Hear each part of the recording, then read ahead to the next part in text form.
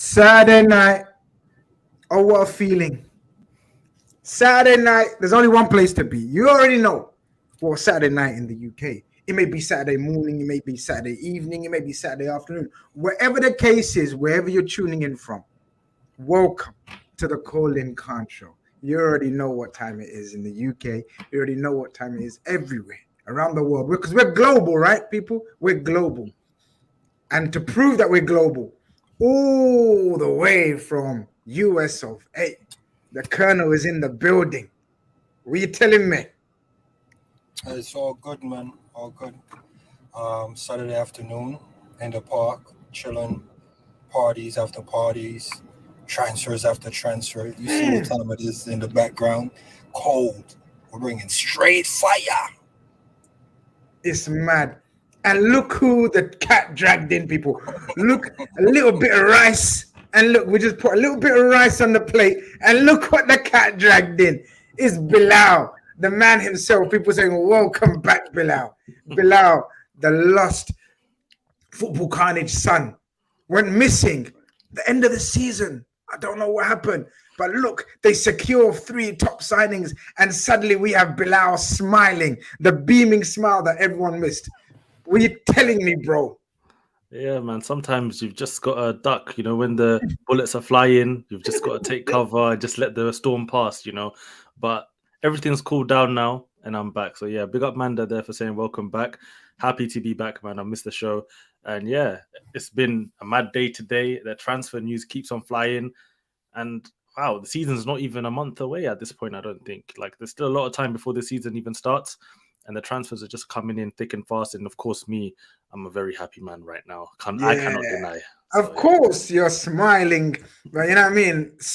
Zuberi's always got his gun loaded for you. Don't you worry about that. When I told him Bilal was on the scene, he said, yeah, I can't wait. I can't wait. It's Saturday night, and I like the way you move. Kall-In Khan. That's what I'm talking about. Listen, hit the likes. Every time I need to tell you guys, you already know the drill. Hit the likes. We got so much to talk about. Don't worry, people. Everyone's thinking, where's the link? Where's the link? Me want Kall-In. This is Kall-In Khan. Me want Kall-In. I'm going to put the link in the next few minutes, right? And you already know the drill. Call in, speak, give us your opinions, show respect, and everything's everything. The moment you start being rude and silly and disrespectful, I'll kick you off. Like button smashed.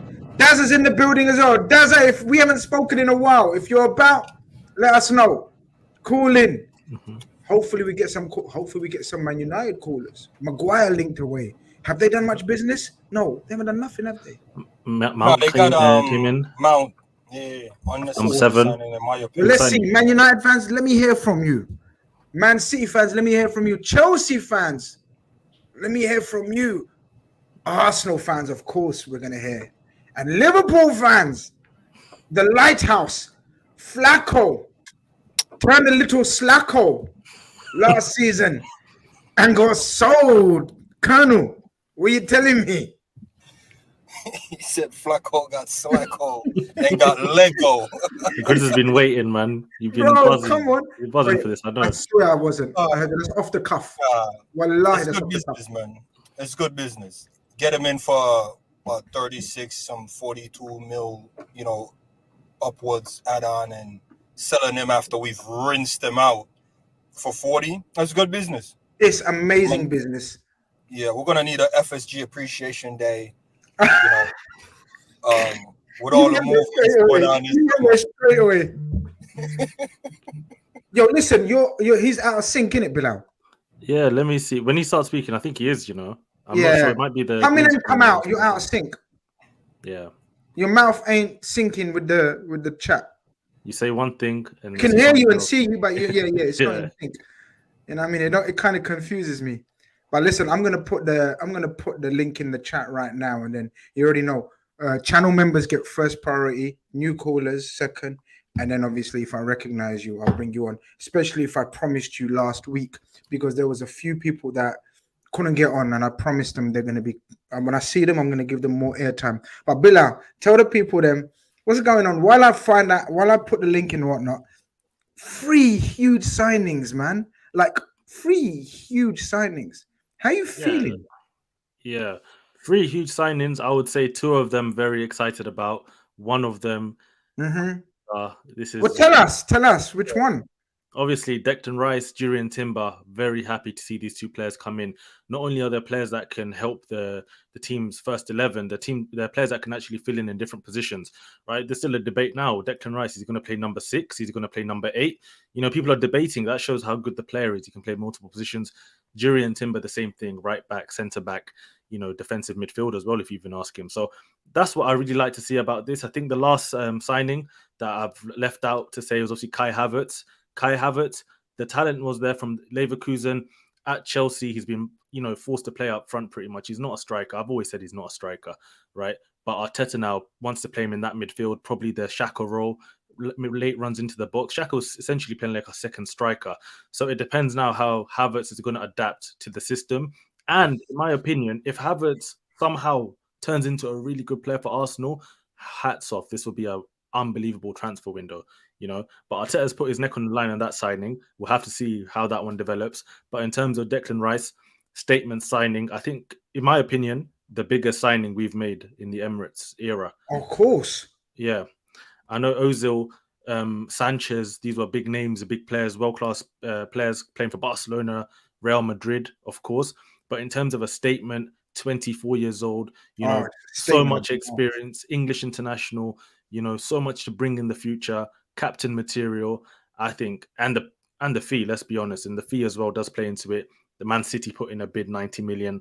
Bayern Munich wanted him to come out on top of those clubs. And Rice saying today, you know, I've come here because I believe I can win the Premier League and the Champions League at Arsenal. As a fan, that's what you want to hear.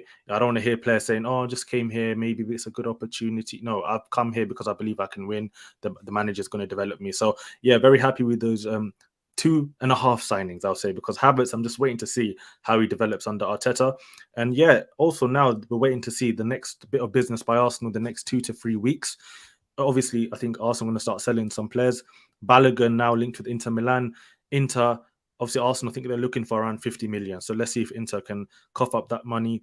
And then I'm sure probably Balogun's going to be allowed to go because it doesn't look like he's going to sign a new deal. And then on Thomas Partey, this is the main one as well. Whether Partey stays or leaves as you go to Saudi Arabia. If Partey does leave and Balogun, to be honest, I expect Arsenal to have to go and sign another midfielder. Midfielder? How much are you going to spend? Like, what is this? Are you the new Man City? Like, you've been cussing Man City and all this. But this is sell to buy. Come on, respect that. If we sell Balogun and Partey and you get around 80 to 100 million, let's say, for those two players, you can go and afford to go and sign. Because for me, right, I wouldn't want to sell Thomas Partey. And that's the big debate now again. Another debate. Does Partey stay or leave? But if there is a chance you can sell Partey and then go and bring in, let's say, a Caicedo, if that deal is available, then you go and do it, right? But in my opinion, obviously, I think for the squad, for next season, if you don't care about the long-term 5-year plan of the midfield, Partey's still a top DM. We saw what he did last season. I know he fell off at the end, but him, Partey, Rice, and Odegaard, I think that's a brilliant midfield three. And then obviously you got the likes of Jorginho around. So things are looking good, but I think the next 2 to 3 weeks we'll start to know what's really going to happen with the actual squad before the season actually starts. Yeah, I'm not going to lie. You have done some. Okay, so 3 spectrums of transfers. You've gone for the most expensive. Declan Rice, I believe, the most expensive transfer now, right? It's more than British, yeah, for a British player, because Enzo, I believe, costs like 2 million more or something like that. But, yeah, the British player in the Premier League. Yeah, exactly. I think Bellingham is more. I think Bellingham was a bit more if you add it all up together. Yeah. But in terms of Premier League, yeah, Rice is a most. So then you've gone for the smart, young signing in terms of Jurrien Timber, covers you in a lot of areas. That's clever. That's smart business. Not too high risk. And then you've gone for the risk one. Yeah. That Havertz hasn't proven himself at all, but we know the talent's there. Positional wise, we have no idea how you're going to play him, where you're going to play him. I know you got your ideas. Colonel, are you good to come back in? So hope so. Talk to me, man. Let me see if you're synced. Yeah, you're good. I had to work out everything. Yeah, redo the whole thing, man. The whole thing. Right, listen, but we were just saying, Arsenal business, man, is looking. I know you're gonna cuss it regardless, but I think it's decent. I think as well, if Partey does go, they're gonna fight us with Lavia. Maybe they've been linked with Zubimendi from Sociedad, I believe, as well. Yeah, So Doughty wants to leave though, unfortunately. yeah, listen, guys, studio's packed. Studio's packed. Studio's packed already, and more people are trying to come in as well. So it don't let more than 12 or 13 people, I believe, come in. Very quick one, channel member, none your business. Has got a question for you. With these signings, where do you expect them to finish? Is it a failure if you don't win anything next season? I know your answer. It all depends on the manner, right? If Arsenal, no, you can't say that anymore. Yeah, no, it does, because if you go to the last day of the season with Man City and you somehow lose by a point, right? Then of course I don't think you can blame the squad, right? But I would say to go as far as possible in that Premier League title race until the last day, right? You have to do that. You can't die the way they've died last season. Southampton, West Ham, all of those stupid games that Arsenal dropped points in. I think that's the bare minimum you can ask for. Compete until the last day. No one has a God-given right to win the Premier League, but with the signings we've made, we have to put ourselves in the conversation until that last day. That's what I think. And then the Champions League, it's the first season back. We've been crying for the Champions League for how many years, waiting for it to come back to the Emirates. So I would say probably a quarterfinal would be a good first step for the first year. But the finals at Wembley, I'm looking at that. I'd love it if somehow we could sneak our way to the final. But I would say, obviously, realistic target, first season, depending on the draw, get past around the 16. Because how many years, remember Arsenal? Like every round of 16, you play Bayern, you play Barca, you've got Messi scoring hat-tricks against Almunia, you've got Bayern doing stuff to us, beating us away goals, sometimes battering us. And then sometimes I remember we got Monaco one time. And you're like, Monaco, this is going to be easy. All of a sudden, you've got knocked out. And this is the kind of things, obviously, Arsenal, the Champions League have not been great for, well, God knows how long, right? It's more than I think the last semi-finals like 08 or 09 or something like that. Look what TG saying, 600 million spent in 3.5 years on data. You have to win something big. But people, we're coming up to 450 people in here. We haven't even hit 150 likes. Smash up the like button right now. Studio is full. I'm going to give everyone a chance.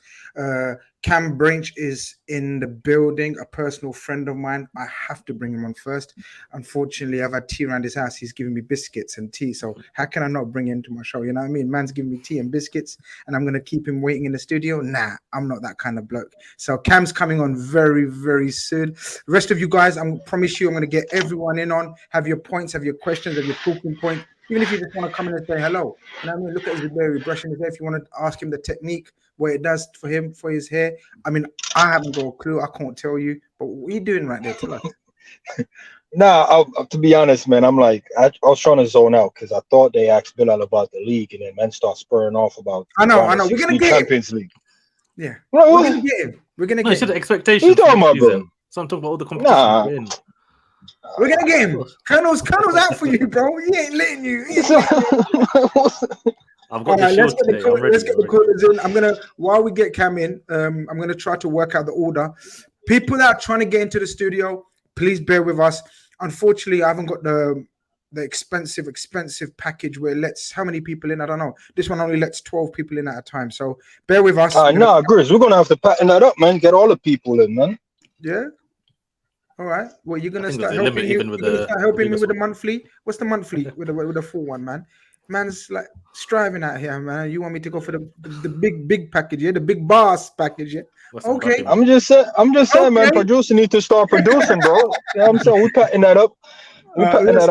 Let's add Cam Branch to the call. Cam, what's going on, my brother? Hope you're doing very well. Hey, Chris, humbled and honored to be here tonight. Thank you for the invite earlier. Not a problem, bro. Listen, it's been a long time coming. It has. People, Cam is a very, very valued friend and a massive contributor to the website and fan channel Anfield Index. Me and Cam have known each other for years, man. So we had to catch him. And he's a Liverpool fan, by the way, Colonel. So take it easy on him. And Bilal, you're just gonna have to, you know what I mean, hold it until we get over the Liverpool chat. Cam, what's happening, man? How you been? What's going on? Yeah, been good, brother. It was more obviously Liverpool Twitterverse has gone crazy with the Fabinho news and obviously the Hendo controversy. What's going on there? Is he staying? Is he going? Why has he done this? He's been disrespectful to everybody and anyone. But obviously, if they're going, that's fine, right time to go if we can get money in for him. That's all I'm concerned about right now today. Getting good money in for Fabinho. We bought him for 40 million to possibly sell him for 40 million and got his best years out of him. Wow. Fantastic bit of business. And hats off to the new DOF. Who would have seen that coming in? He's come in, he smashed it so soon with two excellent signings in Szoboszlai and McAllister. And then to get 40 mil for Fabinho, if it goes through, that's a wonderful bit of business. But the crucial thing now is who's coming in? Who comes in? And can they hit the ground running? Because Fabinho is our starter. So it has to be a starter. So little things I'm hearing in the old background, not as much as you do, Grizz, but obviously little things I'm hearing in the background is we may be looking South America, lads. Well, listen, at the end of the day, a South American to replace a South American. But I'm with you, man. I'm excited. It sounds like you're excited. Your tone was excited. We needed an upheaval. We needed a madness this summer. And we've got it, haven't we, Colonel? Like, as Cam says, like you mentioned the business as well. To get Fabinho's money back, basically, after let's not beat around the bush, after rinsing him for 4 or 5 years. Like, the guy can barely sleep at night. Like, he's so tired. I'm telling you, he's proper putting a hard shift. To get the money back from Zuberi, whatever anyone says, that's slick work. Oh yeah, you can't overlook it. You can't overlook the way. I don't know if you were part of these conversations, Grizz, last season. What I'm saying, look, man, we need to start getting players out, and we should only have players in between 4 to 6 years. Get what we can, get them on. If Fabinho's the start of that, I'm happy with it, and it's a good start as well. Because I think initially it's about 36, and then there's maybe like a 5 mil add-on. So we're still in and around plus or minus 5 mil of his price tag that we got him for. And I don't think we won any trophy before we got him. So he was really in there for all them trophies. And then we're like, thank you very much. We go again. So when we get this money in, I'm not too crazy about us spending it and trying to replace him and doing all that stuff. That's how you mess up the bag, Grizz. You can't just get the money in. So what? Sometimes you have to just really hold it, look around, make sure you really need to spend it. Remember what Tottenham did when they get money?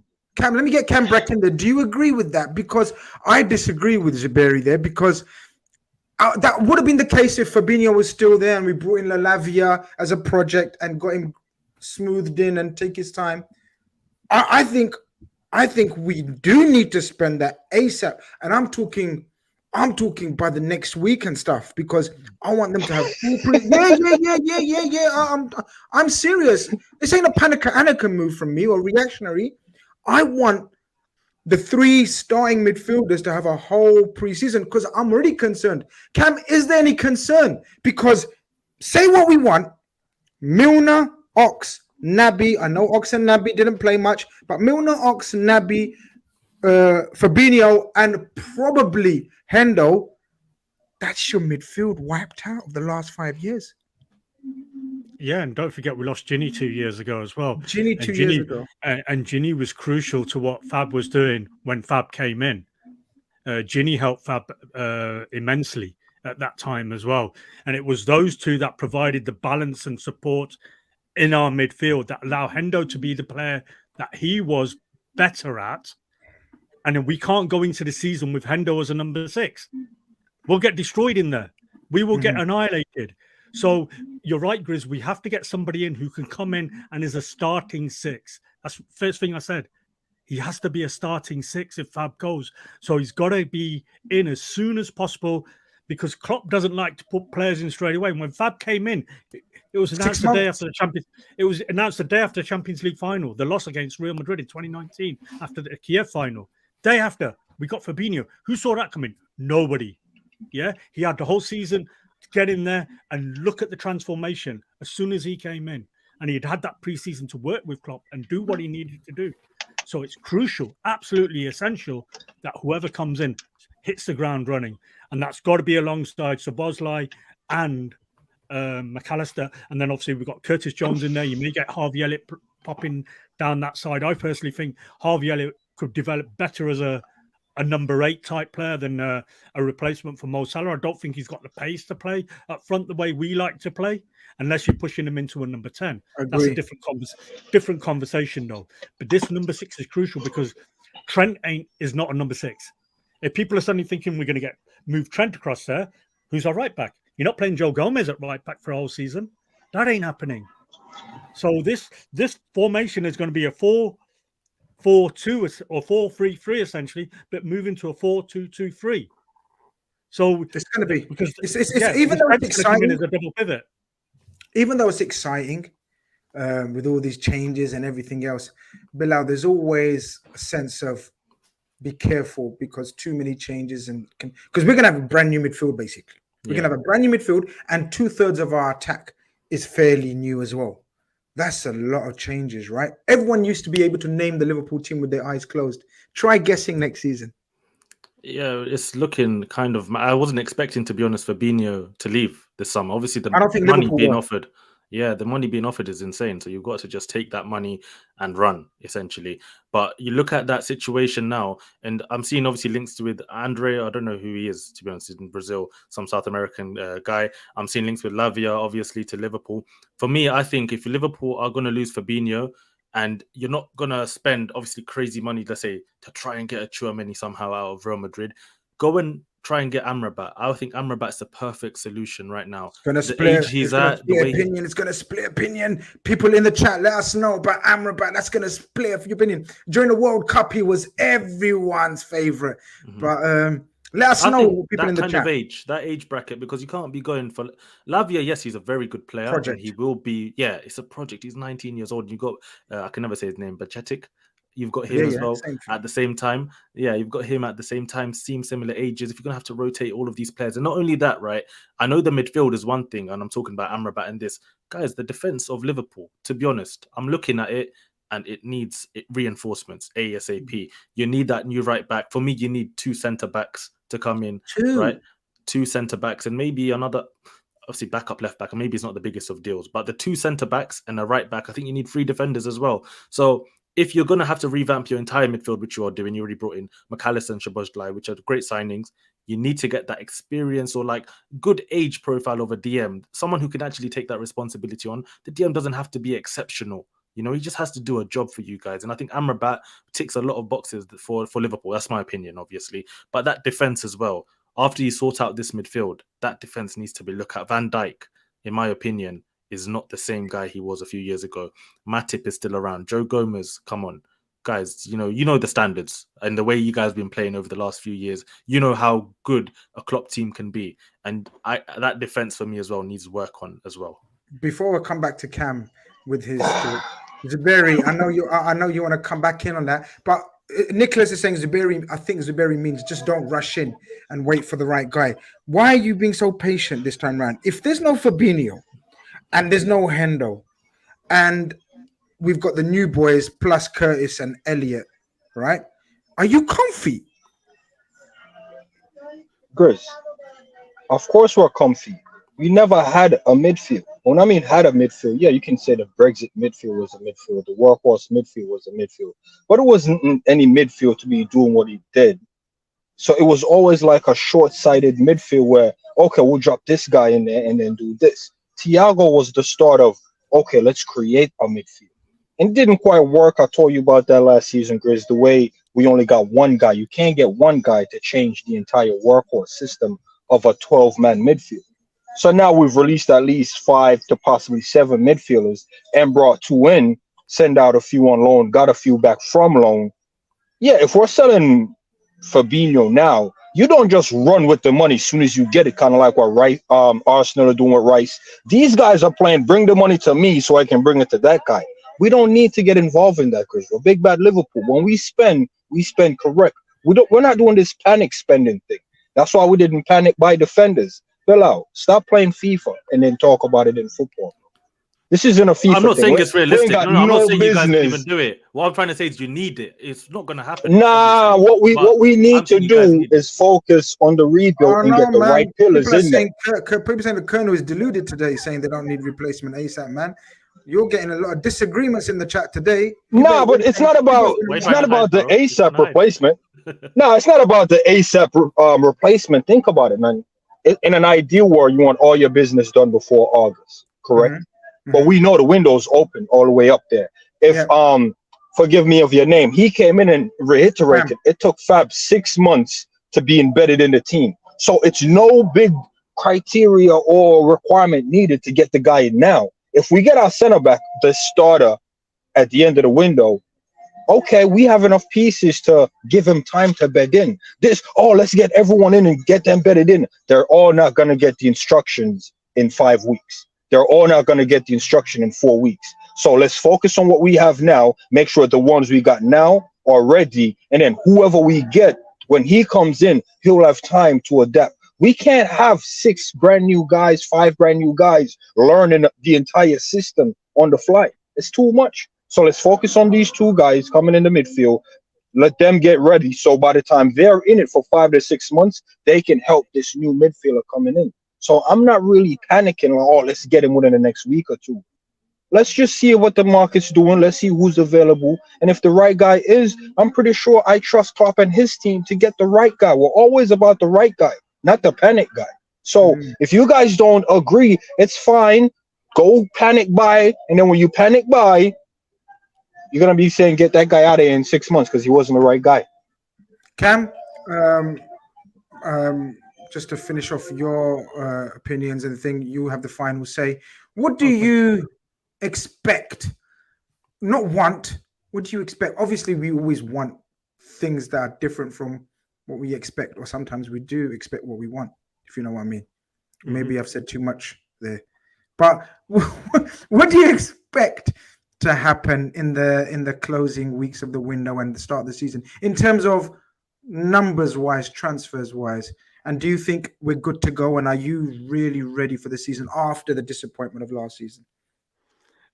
Firstly, my bad. I said 4-2-2-3. It should have been 3-2-2-3. Obviously, it's all right. We know maths has never been your strongest point. What's an extra player between friends? Yeah, being a qualified mortgage advisor, you wouldn't trust me with that, would you? So, so yeah, there is that. Add another digit. Why don't you? The school of Todd if Bowley, United could play with 12 players on the pitch every year under Ferguson, why can't we under Klopp? Exactly. So, So, in terms of expectations with numbers of players coming in and things like that, and bedding players in and etc., Napoli did pretty well last season. They made a lot of signings last season, and look how Napoli did last season. So I'm not saying that's normal, because other clubs, for example, Nottingham Forest signed 500 million players last season, and obviously it didn't work for them. So there is different spectrums, but we're a different beast. We're a different animal. We are Liverpool Football Club. So if we can't handle 5-6 players coming in and bedding them in quickly, because we are signing quality players who understand and listen and learn very quickly, then we're signing the wrong players. That's you got to remember that. I think we'll make 2 more signings. Okay. Because I would definitely make a midfield signing, because obviously Fab's got to be replaced. And then the centre back or anywhere else? Has to be a left-sided centre back who can help the transition of the play from. So do you think? Do you think that's Hendo staying then? If you only think Fab's going to be replaced by 1 more player? It is very dependent on whether Hendo stays or goes. Okay. If Hendo goes, you think they will be replaced as well? Because right now it's all up in the air, isn't it? It's been handled very badly by whoever's been leaking the stories. Let's put it that way. And it's not been a good look. It's not a good look on Liverpool. It's not a good look on Hendo. It's not been a good look for the team in Saudi who's trying to sign him. Gerrard's team, in that they're being said they haven't got the money for the transfer fee. Because there's been a pause put on or whatever. So all around, it's been excuse the profanity here. It's been a bit of a shit show. Shit show. No, you're good. You're good. Yeah. So I think, until whatever happens with Hendo happens, we can't make a decision on that yet. If Hendo stays, he stays. You know, sport the shirt first, not the player. It's always the shirt, sport the badge. And this is what people lose sight of. They get too invested in a player. It's not the player. We support the club. The club comes first. So all the Hendo nonsense needs to be put to the back burner a little bit and concentrate on the players who want to be there. Klopp has always said, player doesn't want to be here, he's gone. Fabinho obviously doesn't want to be there anymore, hence why they've accepted the offer and he's on his way now, if that's the case. So you've got to be committed to the cause.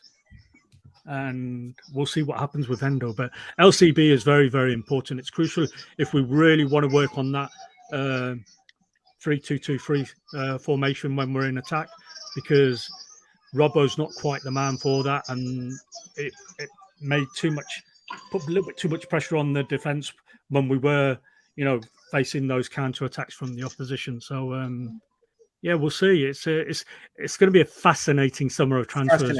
It's going to go to the wire, and we know that Liverpool do things on the wire, and we've seen what happened with panic buys. The Colonel's right. Look at the Arthur signing on the last day of the transfer window last summer. How did that work out? I can't believe when Liverpool did it. Wow, that was insane. Hey Cam, can I ask you a question before you go? Would you be okay if Endo did a 360, end up staying, and was like the rotating 6, not the nailed on 6, but let's say we get a 6 in August 24th, 25th, Liverpool announced the starting 6, and Hendo just hold down the fort till he was up to speed. Would you be comfortable with that? Wouldn't have a choice. It's not a question of whether I'm comfortable or not. We don't have a choice, because unless Bajcetic is suddenly going to be your project. I mean, for me, Bajcetic should be the project, and we need to find his best position. If Hendo turns out being the number 6, like you say, till the new number 6 is bedded in, we haven't got a choice. We have to run with it. It could cost us, though. That's my worry. We've got to hit this. Mm-hmm. We've got to hit the ground running. We've got to hit. That season we won the league. 27 points out of 27 points before we dropped our first points, I think it was, against Man United away. Just like Arsenal this year. Yeah. You have to start off like a house on fire. You have to start off like a house fire. And if you're dropping points in Chelsea, first game of the season, you're going to be comfortable. Hendo as a 6. Poch is going to have that Chelsea team fired up. 100%. It's going to be intriguing. It's going to be fascinating. It's going to be a season and a half, man. It's going to be a season and a half. I'm ready for it, man. I'm ready for it. I'm telling you, I'm geared up for it. We're going to have to catch some games together. I'll WhatsApp you later. Yeah, no problem. You got my number. You know where 100%. I am. 100%. We're going to have to catch up with some ready. games. The tea's always ready. Oh, that's what I wanted to hear. When you tell me the tea's ready, I'm seduced. Listen, take care, my brother. Wish you and the family all the best. All the best. Take care. Let's go. Take care. Bye. Take care. Bye-bye. People in the studio, that was my friend Cam. So if you guys think you're going to get as long as him, you're not. Yeah. So have your points and questions ready. That's just because he's a personal friend. He got like 20 minutes or so. You already know we're going to get as many callers as possible today. Let me remove him from the studio so we can get more people in. Few super chats before we go to the next. Okay, this is the order. Guys, help me. Bilal, you're here. Zuberi don't help me shit. Basically, man, he forgets the order.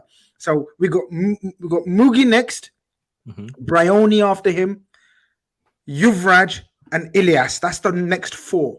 Yeah, and then I'll work out the rest after that. Yeah, so that's Mugi, Bryony, Yuvraj, Ilyas. The next 4 callers. Let me go through some super chats, man, because a whole heap have come. Alex has just sent a donation. Big up, Alex. Then he sent another one. He says, "No going back for Hendo now after telling Klopp he's not up for it. Fab for 40 is very good.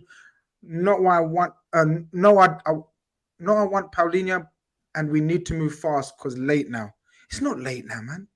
But I know what you mean. I'm more stressed than Zuberi seems to be, but I'm not panicking. There's no panic stations. I agree with Zuberi. Leicester says, trust Bajcetic and Curtis Jones. Liverpool don't need another midfielder. Don't panic. Already have 2 midfielders. Two midfielders. One thing on Szoboszlai, I saw something that he's played most of his minutes right wing, and obviously it was the way Leipzig plays, very mad formations. They switch it up all the time. It's one of those ones as well. Like, yes, he's gonna need a lot of time to probably settle in. Gakpo, you saw he needed a little bit of time. Now last 6 mm, months, you start to see what Gakpo was doing. mm. McAllister, yeah, fair enough. That's a Premier League proven top player. World He's Cup going to winner, come in. brother. Yeah, exactly. He's going to come in straight to the midfield. There's no worries on that one. But come on, man. I think you guys need to get that Course, DM. At this point, even if it is Lavia, because Lavia, I'll what he take does Lavia offer- all day long. I think Lavia is underrated. I think Lavia in 2 seasons is going to be a monster. I think he's going to be I think he's going to be on Casado levels, possibly even better. That's what Mad I'm stat saying. as well on that one. I think Caicedo, I've read something. He's only played 13 more games in the Premier League than Lavia. So it's not even that Wow. Caicedo's got this. Wow, he's got so much more experience than Lavia. Lavia's not too far behind. Here's the thing, though, with Lavia, guys. If he doesn't get the right amount of minutes in 2 years, he just won't develop as much as he could have. So that's another thing there. And that's why we don't go for a lot of these project players, because if we can't give them the necessary game time to get developed, that's why Curtis Jones' development isn't where it should be. Now it's different. With Fabinho and Henderson, we wouldn't have been able to give them because always priority would have been given to them, whether we like it or don't. Now there's a whole heap of minutes there. Why get rid of Fab? Only establish 6 on the team. Fab wanted to go, Leicester. Simple as that. Simple as that. Fab wanted to go. Fab goes. Big up Tarmizi's in the building. It's a Salam Ma'akis and big up Colonel. Intrigued to see Saudi football and will scout Saudi players for Asian Cup 2024. By the way, where do you think Kamada play at next season? Kamada's a free transfer, I believe, on the market. Someone's got to snap up Kamada, bro. Kamada is a footballer, man. He's a footballer and a half. 100% he can do a job, man. 100% he can do a job somewhere. But big up Tom Mizzy, man. Hope you're doing well and the family is as well. Alex says, comes in another situation. Alvarez is interesting, can play centre-back too. I like him. I like Alvarez, Edson Alvarez, Ajax. I believe we were looking at him in January, was it? Or the season before? I can't remember. We have looked at him in the past. Maybe it's time to revisit him now. Because obviously... that's the Mexican, correct? Edson Alvarez? Yeah. I don't know. He's like a Mexican Fabinho, you know? He's a Mexican Fabinho. Yeah. Linked with West Ham now. So West Ham are going in for him. So we'll have to see. He was meant to go to Dortmund. Another player meant to go to Dortmund, and then all of a sudden he collapsed last minute. But this is what I'm saying. All these deals are on hold because the market's wild right now. Nobody knows what's going on. Saudis could come in with a bigger offer, you see. So all these players are saying, yo, they're offering me 30 grand a week. I'm gonna wait for my Saudis to just give me that 100. You understand? That's how people are rolling right now. It is what it is. LFC Aaron sends in a super chat. Good evening, everyone. Please smash that. That is so generous of you. Aaron is just sending a super chat to ask the public. Nearly 700 of views in here. Kall-In Khan is on fire. I knew it would be. Smash the like, people. Subscribe if you haven't. We're on the road to 35k, I believe now. Yeah, man. Wildest expectations. I remember I used to say on the road to 5k and 10k. And bro and sisters, the support is humongous and appreciated. So big up, like and subscribe if you haven't. Make sure you go and check out Bilal's channel. Shout your channel, bro. Shout your channel. Yeah, to be fair, if you even type in my name, it probably should just come up, or type in Top Footy Show and you'll be able to see it there as well. That's it. So, make sure you go and check out Bilal where he talks a bit more seriously and all analytical, man. This one, he comes to have a little laugh and an argument with Berry, but his channel is where it's happening seriously. Right, we're going to bring on Mugi. I don't know who Mugi supports, man. Guys in the chat, always please try to tell me which teams you support. So I know sometimes I can pair you up with different fans. Mugi, welcome to the streamer, bro. Hope you're doing well. Awesome, yes. Last time I came on the show, I was talking about parade, this and that. Well, a famous saying, football's a humbler, isn't it? So football is a humbler. Look, jokes aside, I can't lie to you. That was the amount of smiles the season got me through. I can't complain. No. So look, I know you guys already touched on the incomings, Rice, Havertz. I'm not going to talk too much on that. No, talk what you want, bro. Okay. Yeah, I'm going to say this right now. For me, Bilal, I'm going to come at you with this question, okay? Me, personally, I think we're in desperate need of a striker, you know? Like, I don't think Eddie's good enough. And Jesus, for me, when he got injured at City right before, I'm not sure when it was. I watched a documentary time ago when he had that crazy injury. How many goals did he get last year? 12, 30? What was it? It wasn't too bad. I have a look. Yeah. But To be fair, we scored like 88 goals last season. It's all about the And team. Yeah, Yeah. look. Yeah, The we thing- didn't lose the thing for league because me- of goals. We lost Yeah, it 'cause no. of defense. That's not. Yeah, let me land on this point. For me, there's some days where you can just tell the team is not, it's not working out for them. Mm. And how many times did you, be honest, watch City last year saying, "Oh, they're not in this today. It might not happen." And then next thing you know, Haaland, it's in. Khalas, I'll turn off the game. Yeah. Piss me off. Like it's just you need that guy up top. Or for Liverpool, they have Salah. Obviously, they don't have they have the Firmino, they have the Salah. That's the killer on the right. You can't rest your laurels on, for me, Saka. You can't. We still need adequate cover for him as well, I think. Because Nelson is more of a left. If correct me if I'm wrong. But look at the squad. You got Nuno Tavares that came back, and I don't even talk about that brother because last time I remember the Anfield 4-0, absolutely was a horrendous game. Look at the squad. Who else do we have that came back? Cedric Suarez, Nuno Tavares, Rob Holding. We have El Neni, who's signed a year, so he's not going to go anywhere. We have all these bums that I'm praying Saudi come and make an offer for. But I mean, 2.5 million for Holding. Guys, It's a bit of a I have mad some thing. breaking news for you guys, for you Arsenal people. Go on. Thomas Partey has agreed the deal to move to the Saudi club. Thomas Partey is gone. Why? Talk to me. What's your initial reactions? Live reactions from Arsenal fans. Thomas Partey is gone. Nah, he's gone. Yep. I need to see this with my own eyes. I Where need is to see it? this. Yo, I I'm believe telling it. you, I'm innit? not gonna see it. Nah, I I'm believe telling it, you. man. Yeah, no, believe it. But Go on. go on, Mugi, tell us, man. Now that's just shifted the whole conversation because I was talking about the outgoings that we need to get rid of at least 6 players. Now this is mental. If we go in for Lavia, I don't think he's we can't again put pressure on a 19-year-old. Even though the squad is younger and younger, we're losing Partey's experience.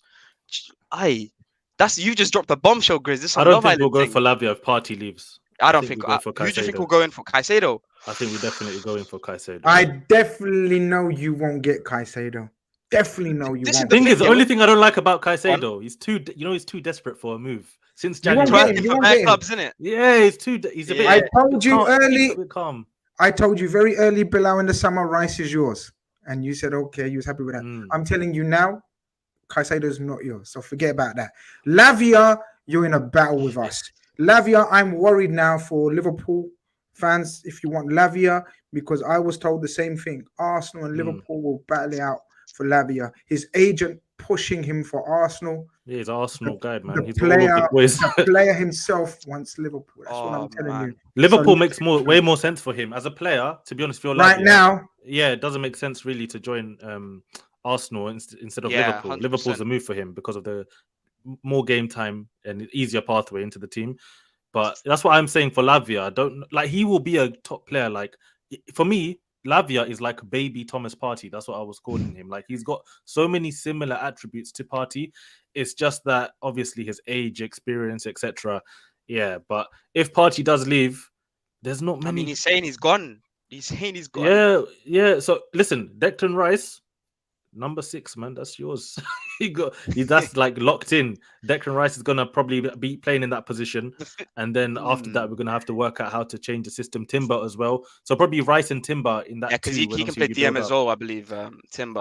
Moogie, we're gonna have to keep it moving, my bro. Final prediction. I need to get a prediction from you. If you do get a replacement, for Thomas Partey, and let's just say it's I don't know. Give me first tell me who you want. Okay. First tell me who you want instead of Partey, and then give me a prediction. Caicedo, for me. You're not getting Caicedo. Forget about it. Stop playing. That's what we want. You mans are just on this. Paulina, give me Paulina. You want Paulina instead of Partey? Okay, but he's what else can we do here? Lavia. I mean, who are we going to go Frankie de for? Jong? Are we? Frankie de Jong. Yeah, come money? on, man. We can keep dreaming. I mean, I don't know. He said he wants to do the Overmars thing. Maybe we have to do the reverse Overmars, but even yeah, Frankie don't want to leave Barca. It's one of those ones, right? To replace Partey, that level of player, I don't. To be honest, only Declan Rice is the only player. Obviously, we signed Declan Rice. Declan Rice is the only guy who can surpass. And he's Partey played as in the number system 6. for over a year as well. It's not going to be easy to just bring in a player and just slot him in like for like and do what Partey does. Yeah, exactly. I think we needed him just there because you could see. I know you wanted me to end this quickly, so I'm just going to land my point. Last year, you could see towards the end he was just not himself. He was playing right back. We were playing a double pivot, Jorginho and Xhaka at some points. Do you know how horrendous that is? I mean, I don't know. Oh, I think Jorginho's still there as well. yeah, Jorginho's still here. I don't think Yeah, you might. You might not go back in the jump. market. But Jorginho's wow. not going to be a starter, man. He cannot. Why be Get a not? striker then. Get a striker then. Look, my point, what I was trying to say earlier, is the reason I think we need a striker is because you need that gunman to get you out of those moments. For me, Eddie Nketiah, after 3-4 games, his gas goes. We've seen it 2 seasons in a row. Scored a couple goals, Chelsea, Man United, then fell off. Same thing this year again. And Jesus, if he gets injured again, you're resting your laurels on Eddie again and a Balogun that's done it in France, which let's call a spade a spade. Lacazette has just scored 20 plus goals in that league. I'm not saying anything because there's still some ballers in that league. But I don't know, man. Now with Partey leaving as well, it's a mad one. That's a bombshell you just dropped there, Grizz. But I'm going to go. Take care, man. Nice chatting with you all, as always. All the best, my friend. Big up, man. Take care of yourself and good luck in the season. Loki ruined my evening now, man. I have to go cry, man. Relax, man. It ain't that deep, man. Get out. I know. Of course, All I'm right. just having a laugh. You Take Arsenal care. fans, man, get so emotional, man. You know what I mean? Barry's having issues with his Wi-Fi, man. Try Yeah, again. man. He's having issues with his device. He says, "Oh man, send apologies to the public. Then my issues are not being resolved." But let's see what he does. Yeah, Partey, bro. I don't know. Let's see if there's any other Arsenal fans later on in the chat. We can discuss that. Hitting up the likes, people. Studio is still trying to get in. Fuck, I'm getting flash messages. I'm gonna try to whiz through as many as I can. People in the comments in the studios, I'm gonna have to keep it moving as quick as possible. Yeah. So I'm just gonna try to give as many people as a chance to speak as possible. Yeah. You have Rinda sends it a super chat. He says, "Grizz, any chance the club goes back in for Barilla?" No, I don't think so myself, my bro. I don't think he's the profile of player that we're looking to go for right now. That's just my opinion. Who was next? Bryony? Bryony. Yeah, Bryony. Okay, let's add Bryony to the chat. Bryony, welcome to the chat, my friend. Hope you're doing well. Oh, fuck's sake, man. Get out of here, man. Lord have mercy in it. Why do I fall for them? Well, I haven't fallen for it before, but it happens, man. What can you do? Nasty people in the world, man. What are you saying, man? Sort your life out, man. He or she waited for how long?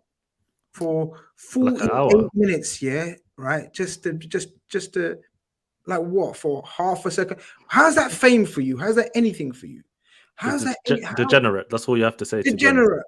What do you imagine your parents seeing that, or your children, or your brothers and sisters? You absolute prick. Sort your life out, people, man. Yeah, come on, man. Sort your life out. Okay, who we got next? We have Yuvraj, I believe, no? Yuvraj. Yep, let's go. Let's get Yuvraj into the stream. Yuvraj, what's your point? What would you like to speak about? So yeah, I mean, I just want to speak up Fabinho and stuff like that real quick. Look, I think selling Fabinho is good unless the only way selling Fabinho is good is if you get me a Amrabat type player. Like play it in that age bracket where Fabinho, like obviously Amrabat split fan base, and I have a feeling we're gonna do a smoke screen. So all these players that we're linked to, like the list, Phillips, Calvin Phillips, Gravenberch, them lot. I think the smoke screen for someone. That person, I don't know who. That could be anyone, but I think it's a smoke screen. I think it's because there's no way all our targets released just like that. Like this, you're telling me that targets just get released just like that. So you're telling me we knew it advanced and stuff. That Fabinho would go.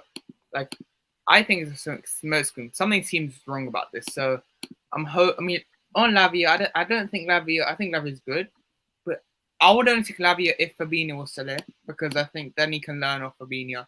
I don't think Lavia is ready for that high level yet. I think I would take Lavia. I think personally we get Lavia and the midfielder if Henderson goes. It really depends on Henderson going.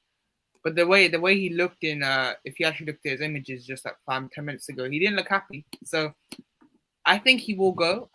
It's difficult with Henderson because I think he has to go, but at the same time it's like, will he go? I don't know because they don't have the money for some reason. The Saudi team, they don't have the money. So look, it's interesting, but I think we will get a midfielder, one midfielder because I think Henderson will stay, and I want him to go just because he's a legend and stuff. But I think we have to let him go. But I don't think the Saudi team have enough money right now. So I think he'll stay, and we get one midfielder, whoever that be. I don't know who. And maybe a centre back. I just think we need a centre back. I mean, like right back is not, I don't think, desperately needed, because I think we're fine. I think we have enough there. And centre backs, I don't know if the only one about centre backs is like if Van Dijk doesn't hit form. Like we're just assuming Van Dijk hits form, right? We're just assuming, what if he doesn't hit form? Then what we're gonna do? We're just gonna have to suffer more. So we need a centre back desperately, and I'm just worried. My only worry is if we sell Henderson and Fabinho, will we forget the centre back issue? Will we? I don't know. I think we probably will if Henderson goes, because I don't know if we're gonna actually fix on the centre back as a priority. We need 4 midfielders then. No problem. Yuvraj, thank you very much for your points, my bro. We'll try to address them as we go along. I think we've addressed quite a few of them, but nice one. Thank you very much, my bro. Take care of yourself. Yuvraj looking very comfy in his gym jams and on his bed there. Guys, people are telling me to restart the stream, and what happens? Like, I don't know, man. Fuck it. If I get strike, get a strike in it. Wherever, man. I don't know what the rules and regulations are, man, but pussy, I was like that, man. From now on, people, if I don't know you, if you ain't got your video on, you ain't coming on. Simple rule. Simple. I try to be nice. You know what I mean? But people ain't nice back. So if you ain't got your video on, you ain't coming on. Simple as that.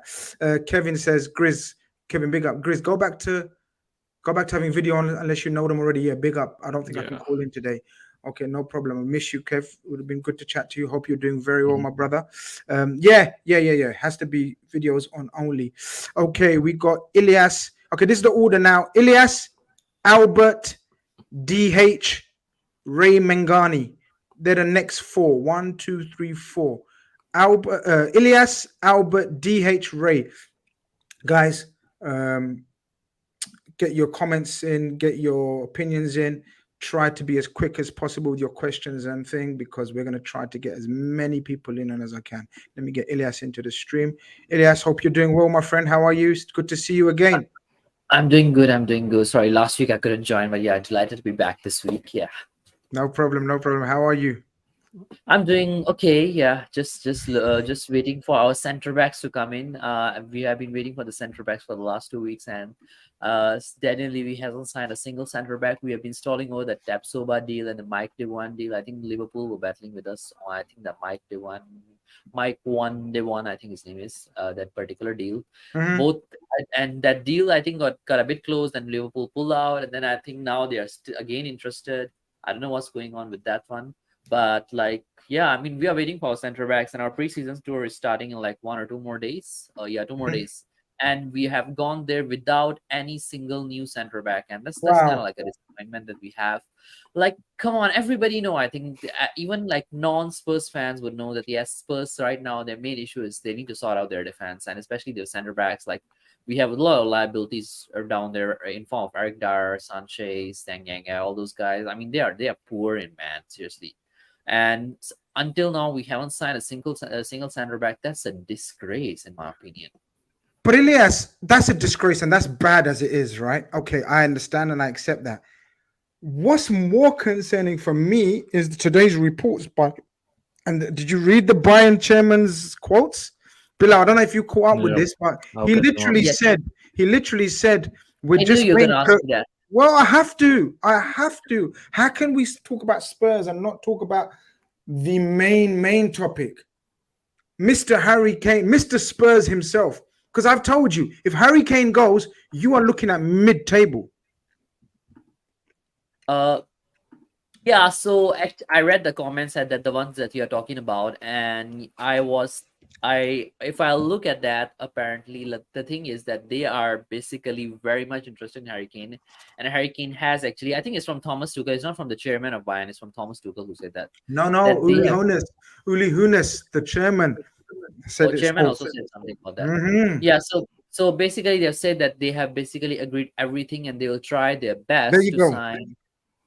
He's very clearly stated that his decision. So he says he has very clearly signaled that his decision has been made. If he keeps his word, we'll get him. Karl-Heinz Rummenigge speaks to him regularly.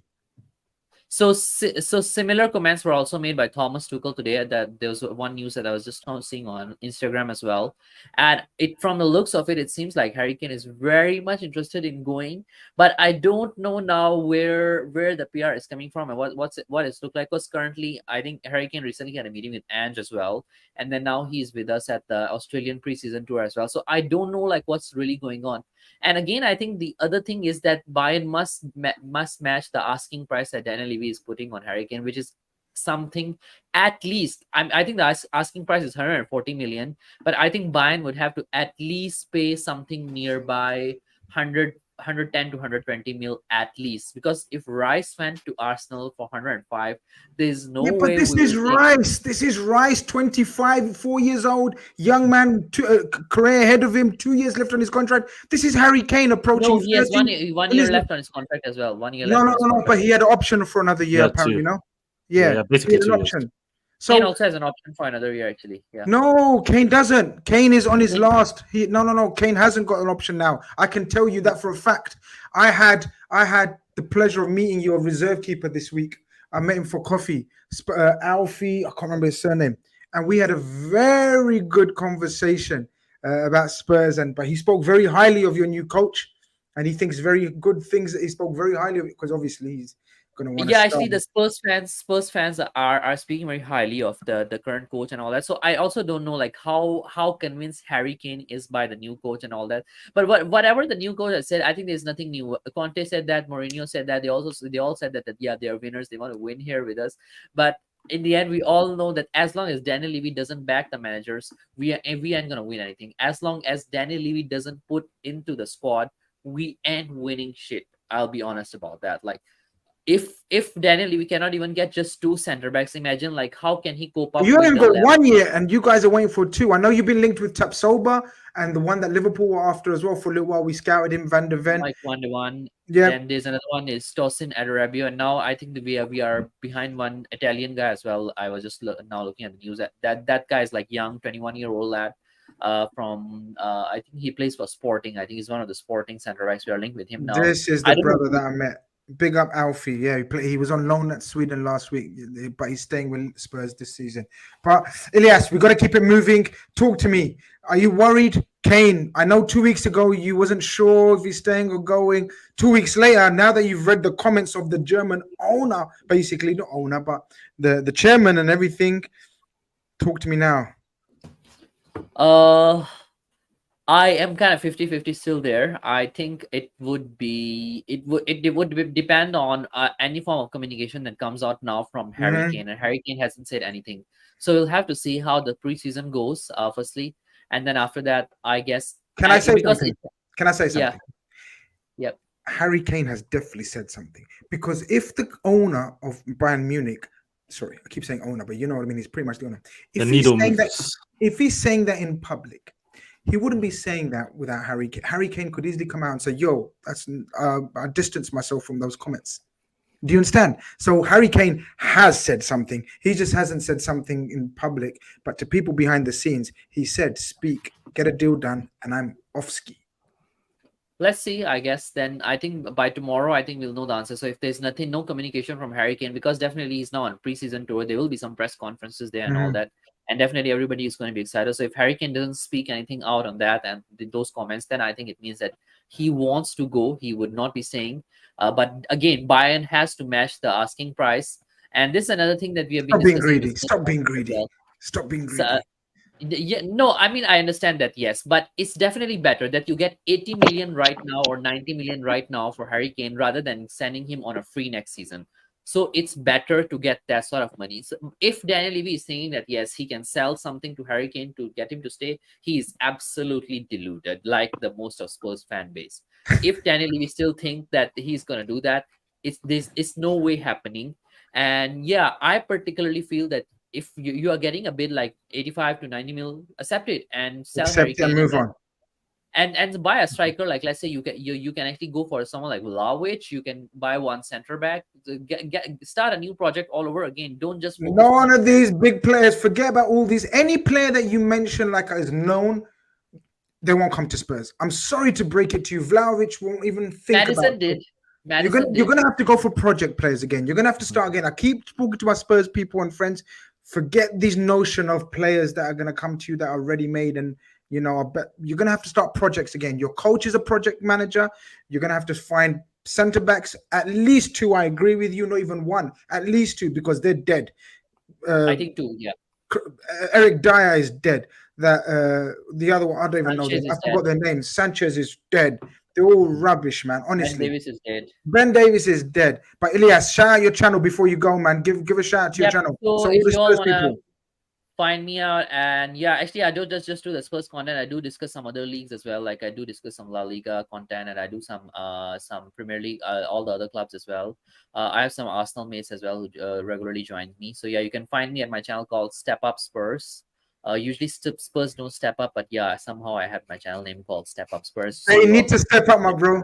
Check out Elias at Step Up Spurs, people. Go and check him out. Good speaking to you. See you soon. All the best. Bye-bye. Take care. Spurs need to step up, people. Colonel, you're back in the building. Everything good? Yeah, everything's good, man. Device was acting up. Maybe he was thirsty. I was thirsty, so I went and grabbed a Guinness as well. It's looking calm. It's looking calm now. All You right. got your beer. I got my juice. We're good. But Spurs, what Spurs got? So I met Tobes. He's the Spurs guy. I've yet to met X, and I used to banter one of my homeboy and say, "Yo, you're just a City fan because you left Spurs." And then he broke the news and said, "No, I was actually an Arsenal fan, and I just jumped ship in 2010 because I saw greener pastures." I'm not saying Spurs fans should jump ship, but at some point, Grizz, it's a hit or a miss because soon they'll be 9th, and then they'll just be falling away. I don't think Spurs is looking like any project anytime soon. If Kane leaves, Spurs is top 9 at best. Top 9 at best. Yeah, if Kane leaves, you're in top trouble. 9 at best, because Son is of the age where you can be like, we'll build a team around him. So let's take Kane and Son. Look, Maddison's a good signing. Let me put it out there before Spurs go completely wild. No, he is. Zuberi, don't do that to them, man. Maddison for 40 million, I reckon, is one of the best businesses so far. I think he's not the player to build a team around. Bilal, I know these guys are your ops or whatever you guys want to call them over there. Mm-hmm. But what I'm trying to say is, building a team around Maddison, what does that get you? Bilal, do you fear Maddison? He's a good player, Bobby. For me, no. I'm not asking that. Do you fear him? Yes or no? No, not fear him. He's a good player. Spurs got no. If your ops don't fear you, Grizz, you have no fight in there. I'm telling you right now. I don't know, man. I think he's a very good player. Let's just see. I think Tottenham have next season. Next season, they need to push in that right direction, whether it's a top 6 finish. If they finish outside the top 6, I think they're going to be in trouble for another couple of years. But if they can somehow break into the top 6 and then, invest again properly, then you never know. Because next season, Tottenham and Chelsea, right now, I'm looking at these two teams, no European football for both of them. They should have some sort of advantage into, pushing up the table. Michael, big up Michael. Michael's in the big one. Michael talks football. Go and check out his channel as well. He says Odogi was also a good left back. Apparently, yes, because he was on loan, wasn't he? They bought him and sent him out on loan to the Italian club. I can't remember which one it was. Was it? I think it might have been Udinese. I'm not 100%. Yeah. Double check. Looks a little bit like Udinese, but he comes back. Apparently, he's good. So, look, I think Spurs. Yeah. Yeah, it's Udinese. Yeah, I thought so. I think Spurs are looking problematic for them. It's looking problematic for them. What was the order? Who was next? Does anyone remember? Let's have a look and see. Was it Albert, DH, and then Ray? Yeah, go on. Yeah. So Albert, DH, Ray, Gunner 077, no video, no coming on. Diallo, I know you, so you're calm. Then it's Daz, I know you, so you're calm. And then it's Stroll. Good friend, Stroll. How you doing as well? That's the order next, people. So that's Albert, DH, Ray, Gunner. You need a video, otherwise you can't come in. Diallo, I know you. Daz, I know you. And Stroll, I know you. That's all calm. All right. Albert, early doors. Okay. Let him cook. Yo. How you guys doing? We're doing all right, Doing bro. well, man. We're doing all Hey right. Bilal, how are you? Long time, man. Yeah, Bilal. Congrats on bottling the league like I told you will, and congrats on winning the off season, winning the off season drafts. You done well. 200 million pounds spent and counting. Good on you. Good on you. I hope though. Let me give you a piece of advice. You people should keep Thomas Partey. You are going to play Champions League. If you let him go, you will suffer. The season is not. Arsenal always want a perfect 11, and then after 11 they don't have a 12 or a 13. Can't do that, bro. I kind of like Arsenal because your red is almost red.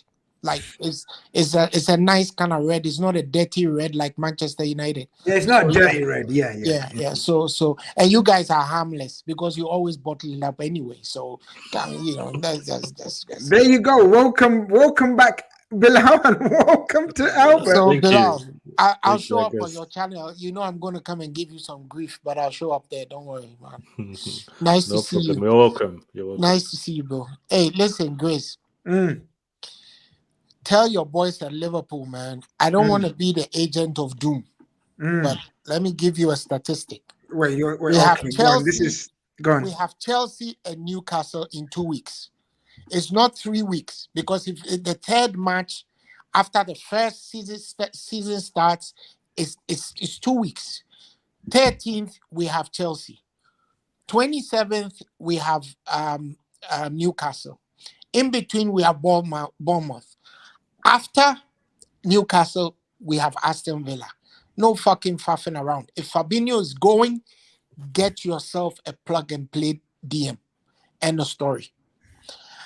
I subscribe to what Zuberi is saying. Partially, he's saying don't rush to get a player and end up with a mellow. This doesn't make sense. Sorry? There's a contradiction here, right? No, Did there anyone isn't. else hear the contradiction here? Or shall I let you I land? mean, get the right player and get him quick. Whoa, that's two different things there now, isn't it? No. Get him quick and get the right player. Like, Nah, Grizz. Nah. hold on. Let me fight back a little bit, Zuberi, before you come in. So Albert, last week was very excited. Was it the week before? I'm still Forgive me. excited.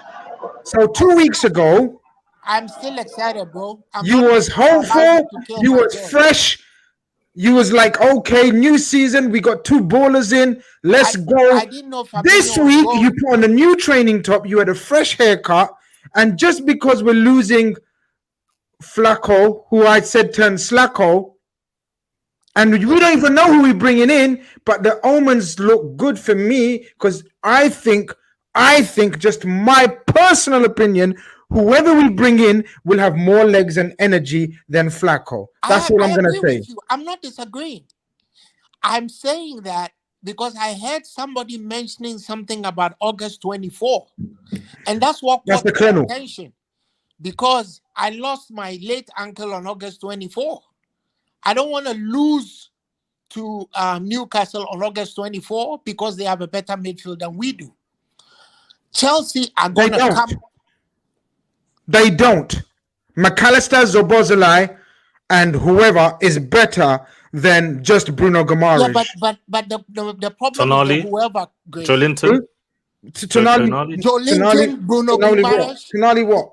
Makai Willock. Curtis Jones booed him out in the San Siro. Come on, bro. Come on, Grace. Newcastle are gonna come with receipts, man. I hear this every season with people, man. Jolinton, Sandro Tonali, and Bruno Guimaraes ain't no joke.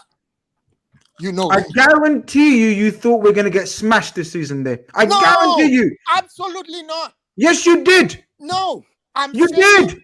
Listen, I've worked you out. Grizz, you haven't worked me out. I said no, I haven't. You're right. I want us to go to the races against Chelsea. It's away. Let's go to Chelsea and win. I don't want to go face Chelsea with an unknown quantity when they're probably gonna have Caicedo, they have Enzo. I want that battle in the middle of the park to cook. I want a fight in the middle of the park. Right? That's what I'm saying. Albert, as a fighter, let me. I'm not gonna ask you the same question I asked Bilal because I already know you're a fighter as well. Chelsea with the manager they got, Poch. He don't fear Poch. No, I don't rate him. It's 11 v 11, and we don't know what Chelsea 11 is. Let me tell you. Let me give you a statistic, Albert. Chelsea's first competitive game is us. I don't fear them. They're looking at us like we need to at least use Liverpool as a marker to see where we are. They're using us to measure whether they're ready for the league or not. We just need to go in there and handle business. Handle business. It's business as usual. So Basilai, McAllister, and Machetic can wrap them men up. Let me cook again. I'm telling you right now. You are a soldier. You don't go into a war with a Colt 45. Get there with your freaking M16. That's what I'm saying. Albert, let me tell you this right now. Colt 45 or musket. Chelsea has machete that Poch don't know how to sharpen properly. So what you don't want Poch don't know none of these men them, Albert, is what I'm saying. We're going to war with men with machetes. Surely, even if we get one shot off. Remember, we're going up against Tuchel in an established squad, and it was 2-0 draw. Okay. This is Poch with a machete that he's going to have to try and sharpen. We can take these men 1-0. Zuberi, every now and then, there's nothing wrong with swatting a fly with a hammer because you make sure it's really dead. But let me go again. I don't want to go to Chelsea and come back and the men with let me go again. Against us. The reason why I'm confused, Colonel, with Albert, the reason why I'm confused, you remember 2 weeks ago how he got us hyped? Still hyped. No, wait, you're not hyped. No, I am. You're hyped in the wrong way now. I am hyped. I'm not even going to... I want to know who he's been talking to in those 2 weeks that have filled his head with negativity and pure, we're finished again. Listen, I want to know, in 2 weeks... Juice, man. Give up the juice. Listen to me. Give up the juice. Listen to me. That's it. He stood up now. He stood up now. I've got all my new gear. I'm ready to go. I'm saying, let's make sure that Fabinho's exit doesn't put a dent in our aspirations. I never expected to hear Fabinho was going. That's my problem. That's it. But can I say one thing? Can I ask you, one thing? Was you okay with Fabinho going before we started this window? If Fabinho was one of the guys that was going to be sold and of course replaced, was you okay with Fabinho? Was you one of the critics of Fabinho saying his legs have gone last season, like I openly was? No, I thought that Fabinho had a bad season, but I didn't think he was going to go because I also know he has 3 years left on his contract. I'm not asking you about the contract situation. I'm talking to you as a player. Qualities, energies, legs. It's all part of my thinking. I didn't think Fabinho was going to go. I don't care about the contract situation. I'm talking about as a player, because we're going to Chelsea. You want to be ready for Chelsea. Fabinho is the only thing missing from 2 weeks ago.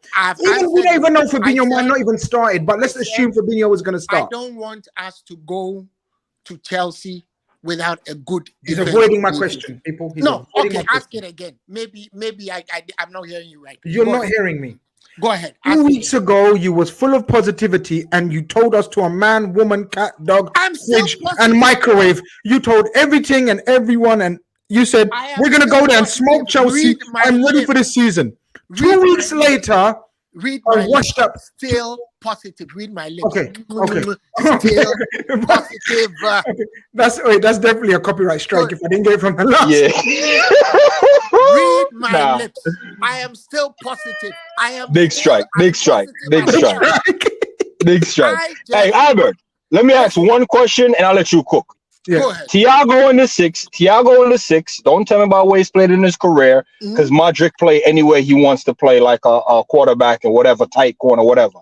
Thiago in the 6, Szoboszlai, McAllister. That's the 3 midfield starting. Trent can invert or exvert or overlap, whatever you want to call Trent. Are you comfortable with that starting the season? And the reason why I'm saying starting the season, I'm comfortable. If it's hip holds up, I'm comfortable. If what?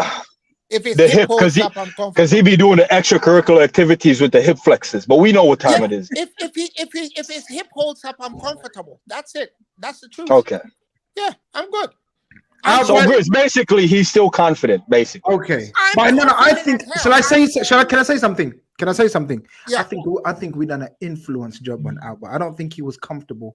No, I am. think- Listen, you know me. I'll tell the truth as I see it. I'm saying, listen, my biggest, one of my worries as well, Uh-huh. I don't want to see us going to say, okay, Alexis, go play DM, right? I don't want to see that either. Because It might work. It might not. We don't know. No, we don't He's know a footballer. He just won the World Cup playing in a double pivot for Argentina. We don't Who's know to say he anything. can't do it for Liverpool? We don't know anything. We'll start finding out on the 19th what the plan is like. All So right. all we are doing right now is we're all supposed Of course. Right. So we're what I'm speaking, saying we're having fun. We're speaking on our club. We're So giving opinions what like I'm mates saying- do. what I'm Yeah. saying- What I'm saying, Grace, is pretty please. Fabinho hit me out of the blue. Let's replace Fabinho. We 100% will, my brother. That's Okay. my promise Now- to you. Now, let me go to the candidates because I had one that kind of like, I was like, okay, so let me find out who he is. If I turn my camera right now, you see I'm watching the Brazilian league, and I saw this this kid that they're talking about from Fluminense. What's his name? Andre. Not Yeah, happening. I saw him. Not He's- happening. he's- Sorry? No. Not happening. Yeah, I just looked. He's okay. I've seen Varela. He's okay. I don't know what it would take to bring a good DM in. My personal choice right now is Ibrahim Sangare. But that's Good my choice. personal choice. I like that call. Yeah, that's my personal choice. I All can tell you want- for a fact that he is one of the names on our list. Yeah, I can tell so you that. all I want is let's do it early. That's all. Let the guy get time to settle into the team. Let him start working. That's it. Ibrahim Sangare is definitely a target for Liverpool. like I'll tell you Sangare. that. More physically I- a monster.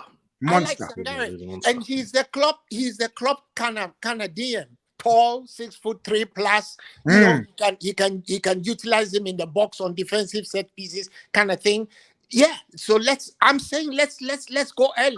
We will go early, man. Let's go early. This is listen. Let me be serious for 2 seconds with you. Yeah, I know we have a joke and a laugh. I genuinely think this has caught us off guard.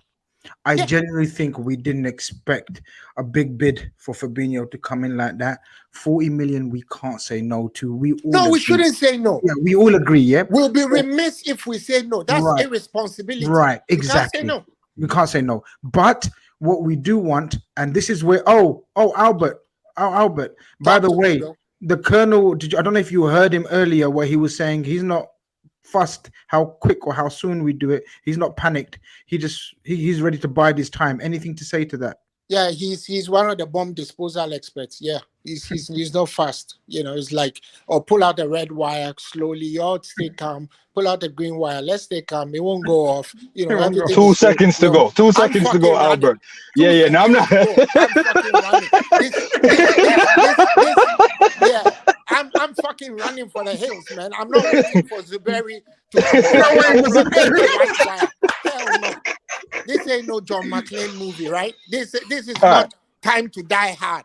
No. Guys, it's time listen. to I go know, hard. Time to go win. guys. We're all Liverpool fan here. Bilal, listen to me, and maybe you can take this back to your camp because your camp need a little bit of this, right? What I'm trying to say is, here's the thing: it's the window's open, right, Bilal? Bilal, you an Arsenal fan, and you're mentioning defense and all that good stuff. Bilal, who's our backup right back, real quick, from the outside? You don't know who that is, right?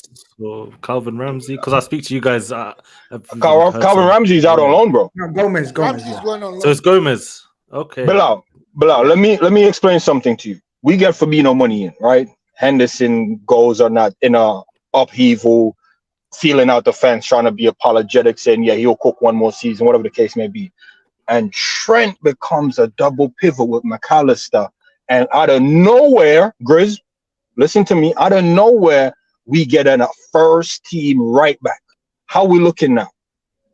We're looking good. How we looking now? We're looking good. But Zuberi, I always tell you guys 1,000 times, there's what you think and what Klopp will do. And those are two different things. Look, I'm telling you, we're going to go 4-3-3 again. Telling you that right now. So, Albert, you're saying this is just Klopp 1.1. This is not even Klopp 2.0. I was thinking it could be Klopp 7.0 with all the changes. That's the question, though. That's the question. Are you guys expecting? Look at the two guys we've got. We've got this monster on the right. We've got a monster on the left to plug the dross in the middle. Dude is going to go the same 4-3-3. The most you get is an invert from Trent. That's it. That's it. Either way, I don't give a crap.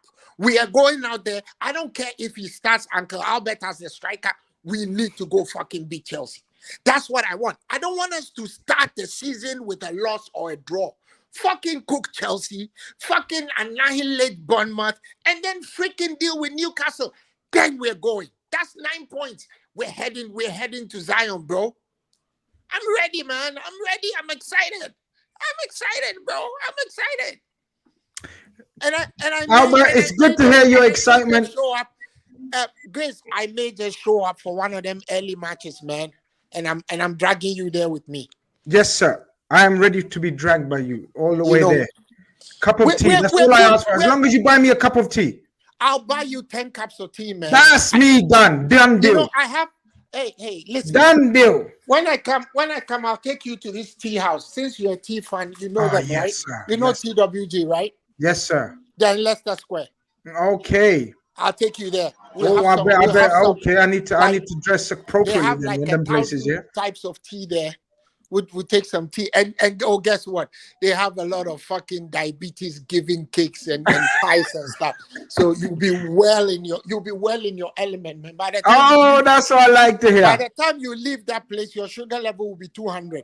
Albert, I think your sugar level is going through the roof, so I'm gonna call it a night tonight. It's as bad as yours. Look after yourself. Always a pleasure, Albert. Always a pleasure. Take care. Albert's a legend. I love the way, 2 weeks ago, he was so up for it. He started off like, we're going to get this. I'm worried, panicked. And then we just roped him in and said, look, relax. And then by the end, he was pumping again. I liked his last point, though. His last point was good about the formation. I think Klopp is going to stick to his 4-3-3. Like, stick to his simple 4-3-3. You think he's gonna be doing all this inverted? Come on. No, it's not deep. It's not deep, man. It's not that deep. Trent has been balling out there. He's gonna want Trent to ball out there. With the strike force that we're gonna have fit now, inshallah. Right, all our strikers fit. You got to remember, we started off with no strikers last season. Like all of them were injured, man. And Nunes was new. Only Salah was the one guy who kept us going. Everyone else was new. So this season I'm so excited about our strike force. You lot don't know. So you need defenders. That's what I was trying to say. I agree. This inverted thing, you need to buy defenders. 100%. I agree with you. We need a defender. Listen, let's get the callers in, man. Guys, there's DH, Ray, Diallo, Daz, Stroll, Cecil, and Anfield Hustle in the building. So we're all going to get them on ASAP. Let's get DH on in the building. Yes, DH, welcome to the streamer, bro. Hope you're doing well. Can you hear me? Do you need to park up? We don't want no mishaps, man. Live on stream, man. Can you imagine? We don't want to cause an accident, man. Nah, DH, sound like you're in that New York traffic, man. Yeah, the Wi-Fi don't Wi-Fi in New York traffic, fam. I know, bro. Bro, the Wi-Fi ain't Wi-Fi. Can y'all see me? Yeah, I can hear you, man. What you saying? I can see you, but that's about it. It's like a PowerPoint slide. All right, cool. My Wi-Fi might go out because I'm in the middle of the driving. Don't worry, I'm driving safe. Out on the road. Cool. Okay. I'm gonna go on tap mode. I must be one of the only people that don't think we're gonna challenge for the league this year. The reason why I don't think so. Liverpool fan. Liverpool fan, massive one. Don't do that. Don't do that. But the reason why we're going to challenge. Reason why I don't think we're going to challenge is because don't we got to let these players bet in? Now, not McAllister because he's Premier League proven already. So we already know what he can do. But it's just Harper's life from Red Bull. We've had Havertz that failed. We've had Werner that failed. We've had Naby Keita that failed. So we're just expecting these players, all these players that we're talking about getting, to just come in and hit the ground running. We're already saying that Lavia, who we want, is too young, but we're selling our starting DM, although our starting DM did not really have a great year last year. We're looking at Amrabat from Serie A, and Serie A has also been Serie A has also been known to be a weak league. It's a league that Lukaku can go to the Champions League final in, but it's also a league that rejects from other teams can go in and have great years. We're talking about getting a DM from there, and Amrabat, who we don't know if he can be able to keep up with Premier League. We're just talking about getting people to come in and just start running in, but we're not allowing for no betting in. Am I the only one that's thinking, okay, we got to bet in these players? It might take 2 years' time. I hear you, DH. Listen, DH, I'm not gonna lie. The connection is very poor. It keeps coming in and out. It's not inducing, like it's not making the connection clear. But we got most of your points. We're gonna try to address them. Hope you can stay and listen. But the connection ain't connecting, man. All right, I'm gonna have to remove him, man. But we got the most of his points. I hear what he was trying to say. And look, there is gonna be that apprehension, right? There is gonna be that nervousness, Zuberi. Say what you want. But when you make that many changes, you know what I mean, the midfield and everything that he's saying, I get what he's saying with some of his points. What are you saying? Zuberi's gone as well. See, American Wi-Fi is Bilal, and you're on mute. It's just a one-man show today. You're on mute as well. I'm on mute. I was saying Joe Biden, man. I don't know what he's doing to these Americans. The Wi-Fi, they're finished. Joe They need Biden, some infrastructure going on there. yeah, Man. putting rations on their Wi-Fi, man. All of them Americans, man. What's going on with their Wi-Fi, man? Hope they come back, man. But now all these changes, I hear what you're saying. I hear what you're saying. What do you reckon? I hear what you're saying because you make that many changes suddenly to your squad, to your lineup. People need time to bed in. I'm excited, but I'm not convinced we're going to win the league or nothing like that. I'm just excited because I know we're going to have a better season than last season. I know we're going to play better football than last season. And I get it. It's a rebuild job. So, you know what I mean? But I get the concerns, right? Yeah, 100%. Because even I've just looked at some of Liverpool's fixtures just to start with. Chelsea, Bournemouth, Ain't Newcastle, easy. Villa. It's not an easy start at all. And when you bring in all these players, you know, you're gonna have to try and get them in as quick as possible. And luckily, Fabinho is happening very quickly. So you have a bit of time. And that's why I'm saying for Liverpool, it probably does make sense to try and bring in that DM of an Amrabat kind of age. Just someone just to come in. I don't know why you're trying to throw that. I don't know why you're trying to throw that Amrabat ass, man. Yeah, no, look, I think he'll be. I just think he suits you guys. I've seen, obviously, you told me about Lavia. I don't know how many minutes ago now. I'm seeing reports now from Belgium saying that, you know, Arsenal as well coming in again. For Lavia. Arsenal will 100% go with him. So we'll have to wait and see on what happens on that front as well. But there's not too many top DMs available. They're already at a club, you know, or a big club. There's not many on the market. That's why Rice is costing 105 million. Caicedo's costing stupid amounts of money as well. It's one of those ones. For Liverpool at the beginning, a few weeks ago, if you asked me to predict next season, early predictions without any transfer, Liverpool probably top 4, third place. But the more the seasons, the transfer windows going, a lot of the changes are happening. I'm starting to have that, maybe did I put Liverpool maybe too high? It's one of those ones now. We have to wait another few weeks and then see how everything settles again and then see how Klopp pre-season and into the season really starts again. But yeah, it's so many moving parts. That's the thing. Many moving parts, and that's why as a Liverpool fan, you can't really sit there and be like, you know what's going to happen. Confident. Even someone like Szoboszlai, who you've signed, for example, you don't know exactly what he's going to offer. You know what he offers, but you don't know how he's going to really fit in, how quickly he's going to bed into the team. With McAllister, yes, you know he's going to come in and do a job. It's one of those ones. It's like a wait and see kind of thing. And that's the moment, you know, when you're in that wait and see kind of period, it's not an easy one. Like Newcastle, for example, we talked about Newcastle a second ago. we know what to expect from Newcastle, the way they're going to play. They kind of have a bit of a continuity in their squad. You know, City, obviously the best team at the continuity, but even now with City, some of the players they're missing or going to lose, you know, are they going to have that continuity? Man United building on what they've built on, you know, so it's one of those ones right now for Liverpool. They need to get it right. If they get it right, I think top 4 minimum next season for Liverpool. But if they somehow fumble a little bit, they're defensively as well. That's the thing I'm worried about. All the attention's on that midfield for Liverpool. But if they don't fix that defense and make sure they bring in proper competition for Van Dijk, sort out the right back, right centre back positions, you know, then I look at Liverpool next season. It's still going to be unstable. But the saving grace again is the attackers that Liverpool have strong. Can pull them out the dirt. Yeah. Adam Season sends in a super chat. Says, big fan, Grizz. Thank you very much. Where do you think Lavia ends up? It's us or Arsenal. It's us or Arsenal. Now that Partey is gone, that was my biggest fear, that Arsenal are going to come back in for him. I think he was destined for us.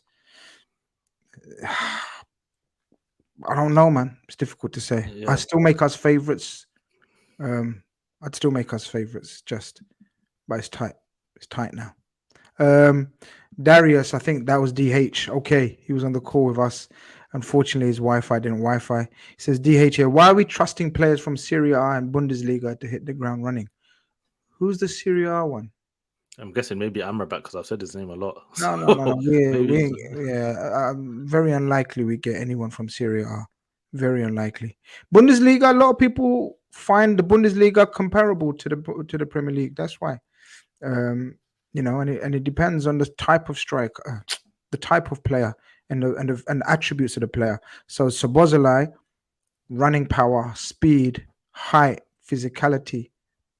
I don't see him having any issues hitting the ground running. But no one can know for certain, like Bilal says, until we find out, until we hit the season. The Ligue 1 players, no, like Yusuf Fofana on the list, nothing like that. Not that I've heard of. I would love Yusuf Fofana. Kefren Turam is still on the market.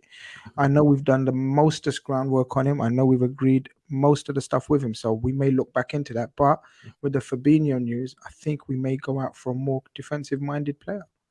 This is Fofana could be a good option. Fofana is my. You know I've been speaking about him for a year now, so Fofana is my guy.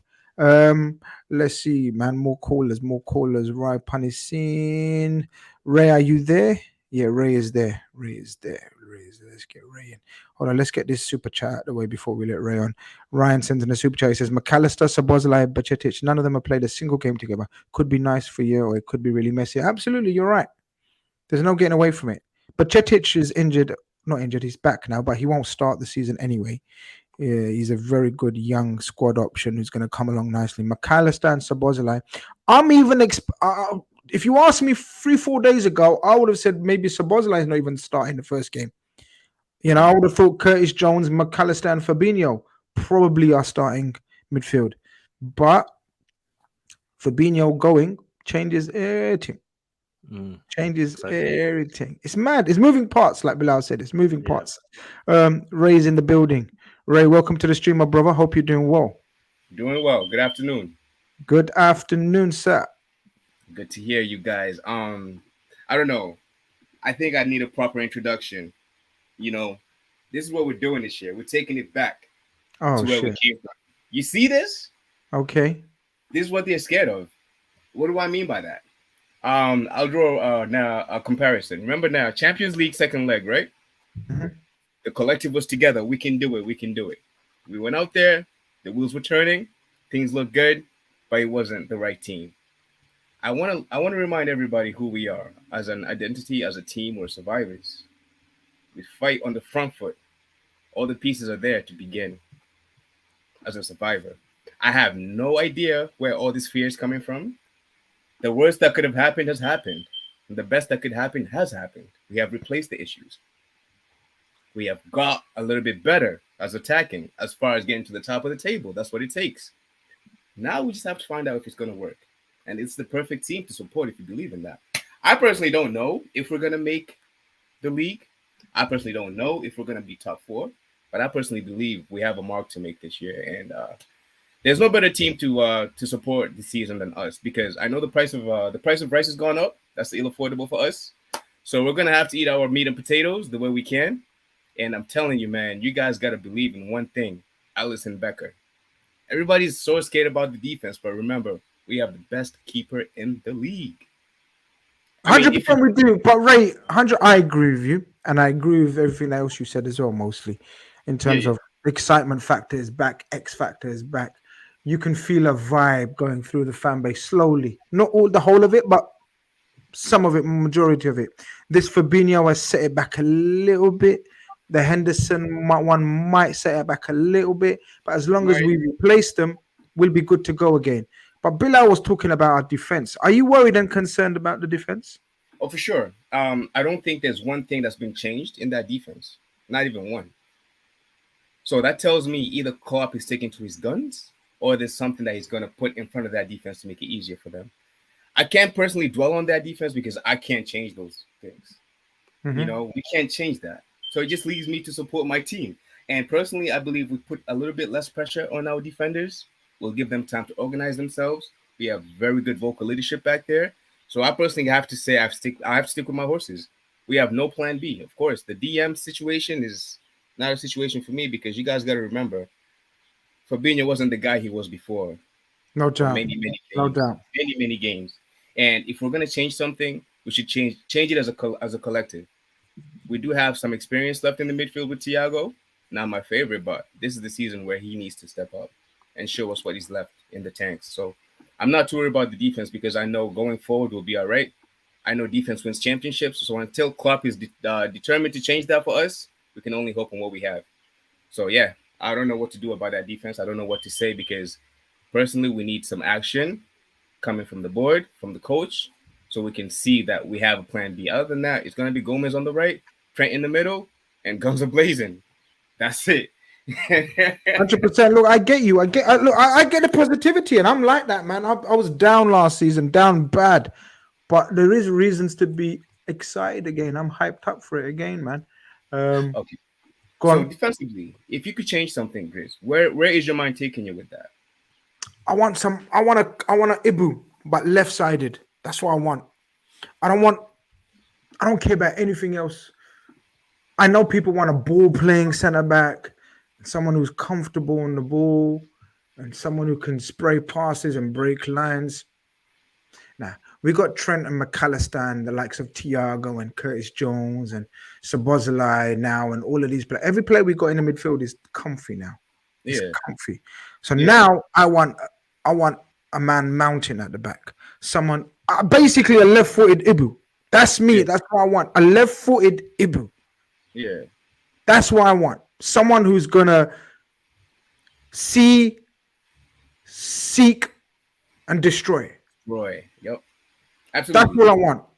Virgil can play in the middle, spray those passes, crossfield passes, control them, play his calm demeanor, whatever. But he's got up his game. Robertson can still play like Bilal thinks we're going to play 4-3-3. Maybe we are 100%. There will be games. So Robertson can still play as a natural left back. But if we're going to play this 3-2-2 or whatever, 3-2-2-2, then we need a beast at back. Yeah, we need someone with pace and power and height and physicality. No more getting bullied because we got bullied too many times last season, and that was the worst thing for me. I hated us getting bullied. I can't take that. I can take getting beat even. Sometimes even getting outplayed, but getting out bullied, like beat up. No, that's not us. I hate us getting beat up, and we got beat up too many times last season. But don't you think the season that we have here is the perfect time to build that hunger? Because Europa League is not fun. Those fights are long. I think it's going to be natural hunger. When the players see everyone playing Wednesdays and Tuesdays and they're playing Thursdays, I think their desire and hunger is going to be twofold. We want that. Yes. We need that. Yes. So let's fix up. Let's fix up the league so we can go back there. When we see the likes of Arsenal and all of these dead teams in there, Man Uniteds and all that in the Champions League, we want that. We're back there because they don't belong there. We belong there. So we're going to want that. Facts. 100%. But Ray, it's been a pleasure speaking to you, my bro. Nice one, man. It looks kind of humid and hot in USA. Is it hot and boiling? Yeah, every American we've had on is going mad. Let me tell you, the landlord is just saving money for winter, I guess. No. Right. All right, listen, we're gonna let you go and cool out. Look after yourself. Take care. Thank you. All right, Bye. nice one. Big up, man. It looks humid Yeah. out there in the Nah, US. that's when you know the UK is broken because I've been literally seeing heat waves everywhere, and then the UK, I'm just looking, it's raining. It's What's mad. going on? A little Yeah, it's update mad. on the order. We got Diallo next. We got Daza in the building. We got Stroll in the building. And then we got Cecil, Anfield Hustle, Cliff, and Maddie Mad in the building. So these are the people. That's the order, people. Hopefully, Bilal and me try to remember that. If you leave the order, then I'm afraid you're gonna have to go to the back. It's not one of those ones. You was there. So I mean, and you have to have your camera because we had a unfortunate incident. I don't even know what to do with that, Bilal. What are you saying? I don't even know what to do. What do I do? Well, in terms of the order, No, that incident earlier, like with my stream, Oh. my channel. What's gonna happen? I think Michael, I saw him say something. He said like you can cut out that part and get rid of it, or you might have to, if it does become a problem, then you have to just re-upload it, I'd imagine, and then cut that bit I out. want to find out, man. All right, no, I'll have Yeah. to. I'll have to cut that bit out as well. Yeah. They're saying put the video at private at the end. I don't know, man. Might have to. We see how it goes. We see how Yeah, it we'll goes. talk about that. Yeah. We'll talk about that, man. We didn't expect that, man. Fuck's sake, man. You know what? We Yeah. haven't had many dickheads, to be honest with you. It's like very. It's a minority, isn't it? At the end of the day, like all Even the things. minorities, it's like random one or two. Like we've had, yeah. Yeah. But let's bring up Diallo in the building, man. My guy Diallo. He's saying. How you doing, bro? How you, I'm Bilal? good, my bro. How you doing? Big up, man. I'm good, man. I'm good. You know what? First of all, I'm a little bit disappointed that Zuberi has decided to leave as I was about to jump Do you know what? I think it's the heat. I don't think it's anything else. I think he was struggling. I think you Americans are out there. Apparently, it's very hot and humid, and you guys are struggling, man.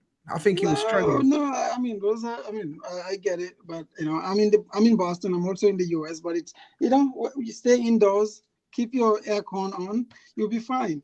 But to be fair, I'm not at home. I'm in the office right now. I actually biked in here to avoid the, the having to pop the AC on for the whole day.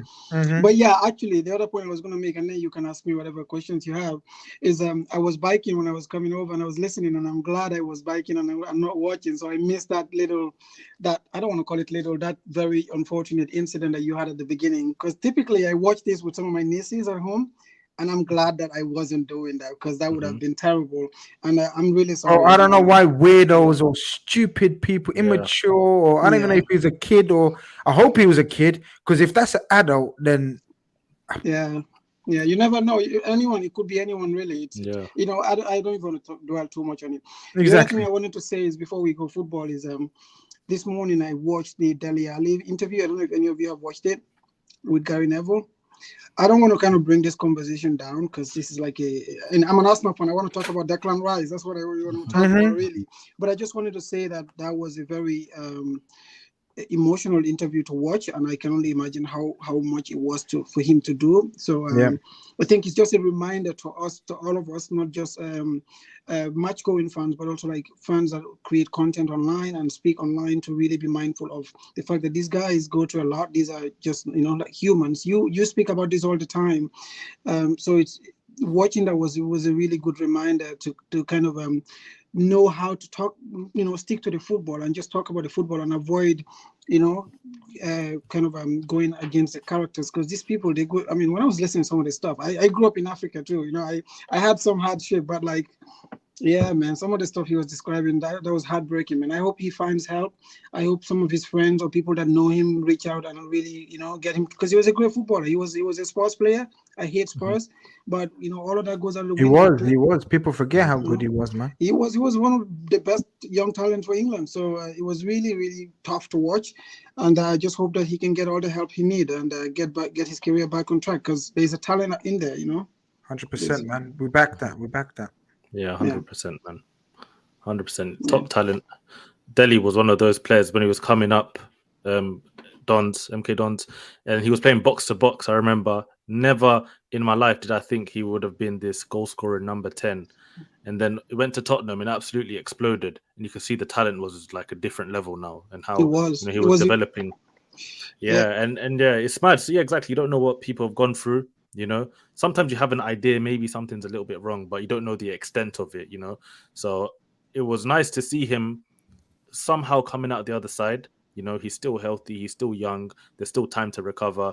Everton seem to be, you know, helping him out. So let's see if he can even get a chance next season. Everton, they need some players. You know, I don't even think they have much money to spend. Dele could be given a chance Well, hold to on, show is his he back? talent. Is he back to Everton because he was on loan? Yeah, was it? yeah. Yeah, Oh, he still yeah. has Yeah, a he's year back left, to yeah. Everton. So he should, yeah, I think they can give him a chance next season. You know, him, it will be McNeil, Calvert-Lewin. They haven't got much, as I said, I don't think they have that much money to spend this summer anyway. Why not give Dele a chance and see how far he can take his talent? So yeah, They hopefully he still can have turn around, man. Onana, they still have Doucouré. They have some midfielders. He doesn't need to start, and he actually said that he spoke with the manager, who seemed to be supportive.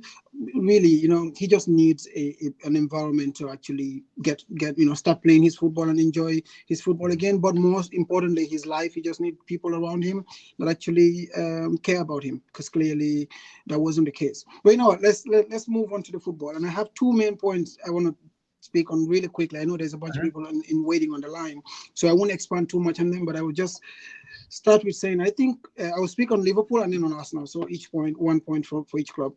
I think Liverpool will be making a big mistake. Like, well, let me not even say that because that's pretty obvious to say. I think Liverpool will regress next season. Not regress. Liverpool will not achieve their goals for next season if they sell both Henderson and Fabinho. I think going into this season, and by the way, I'm saying that except if they replace him, I'm talking Fabinho here, with like a Tchouaméni or Caicedo. I rate Lavia so much. I think he might become one of the top talents in Europe, but I do not think for 1 second you can sign Lavia and expect him to jump into that position and still maintain the ambition of a football club next season. I hear you, and most would agree with you. Many would agree with you. But did you see Fabinho last season? I did. I did, but I saw. I also saw Van now Dijk. I've been very vocal and open in saying, and that's why I'm calm. Like, I agree. Look, I agree with you logically, and even from a footballing point of view. When you lose that many midfielders, it's a lot. But Fabinho, and Bill, I will know, and the Liverpool people cuss me for it, but Fabinho was so dead that honestly, I think even a Lavia improves us over Fabinho. That's how much I knew Fabinho was dead. He started getting better near the end of the season, but for me, and I'm not being only critical of him for last season. Everyone say, "Oh, hindsight, jumping on the bandwagon." People that follow my content and watch my shows or read my tweets will know I've been critical of Fabinho in the quad season.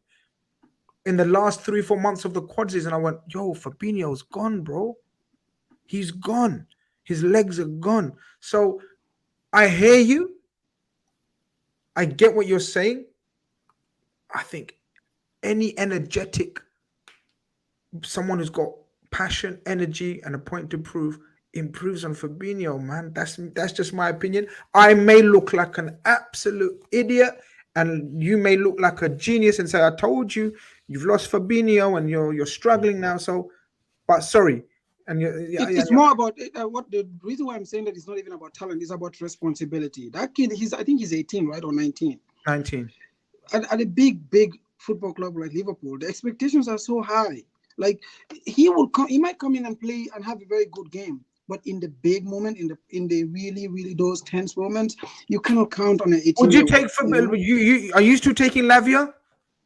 Not your teams?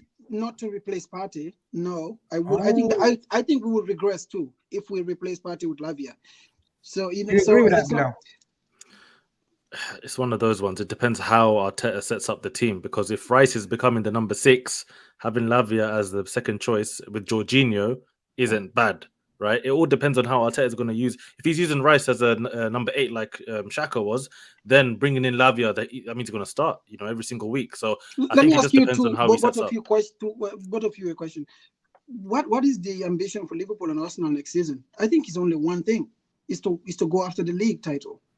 I don't think any Liverpool fan, any sensible Liverpool fan would sit here and tell me the goal for next season is top 4, because that should be a certain. Even last season, Liverpool, if they literally just didn't start so bad, they could have easily bagged top 4. So nobody will sit here and tell Grace or you or Bilal or myself that Liverpool's goal next season is to get top 4. I know top 5 even gets to Champions League. It's the league. And for both Arsenal and Liverpool, Lavia, depending on Lavia, the crucial games. Is your ambition seriously to win the league? Yes. Yeah? It has to be. It has to be. It can't be anything else.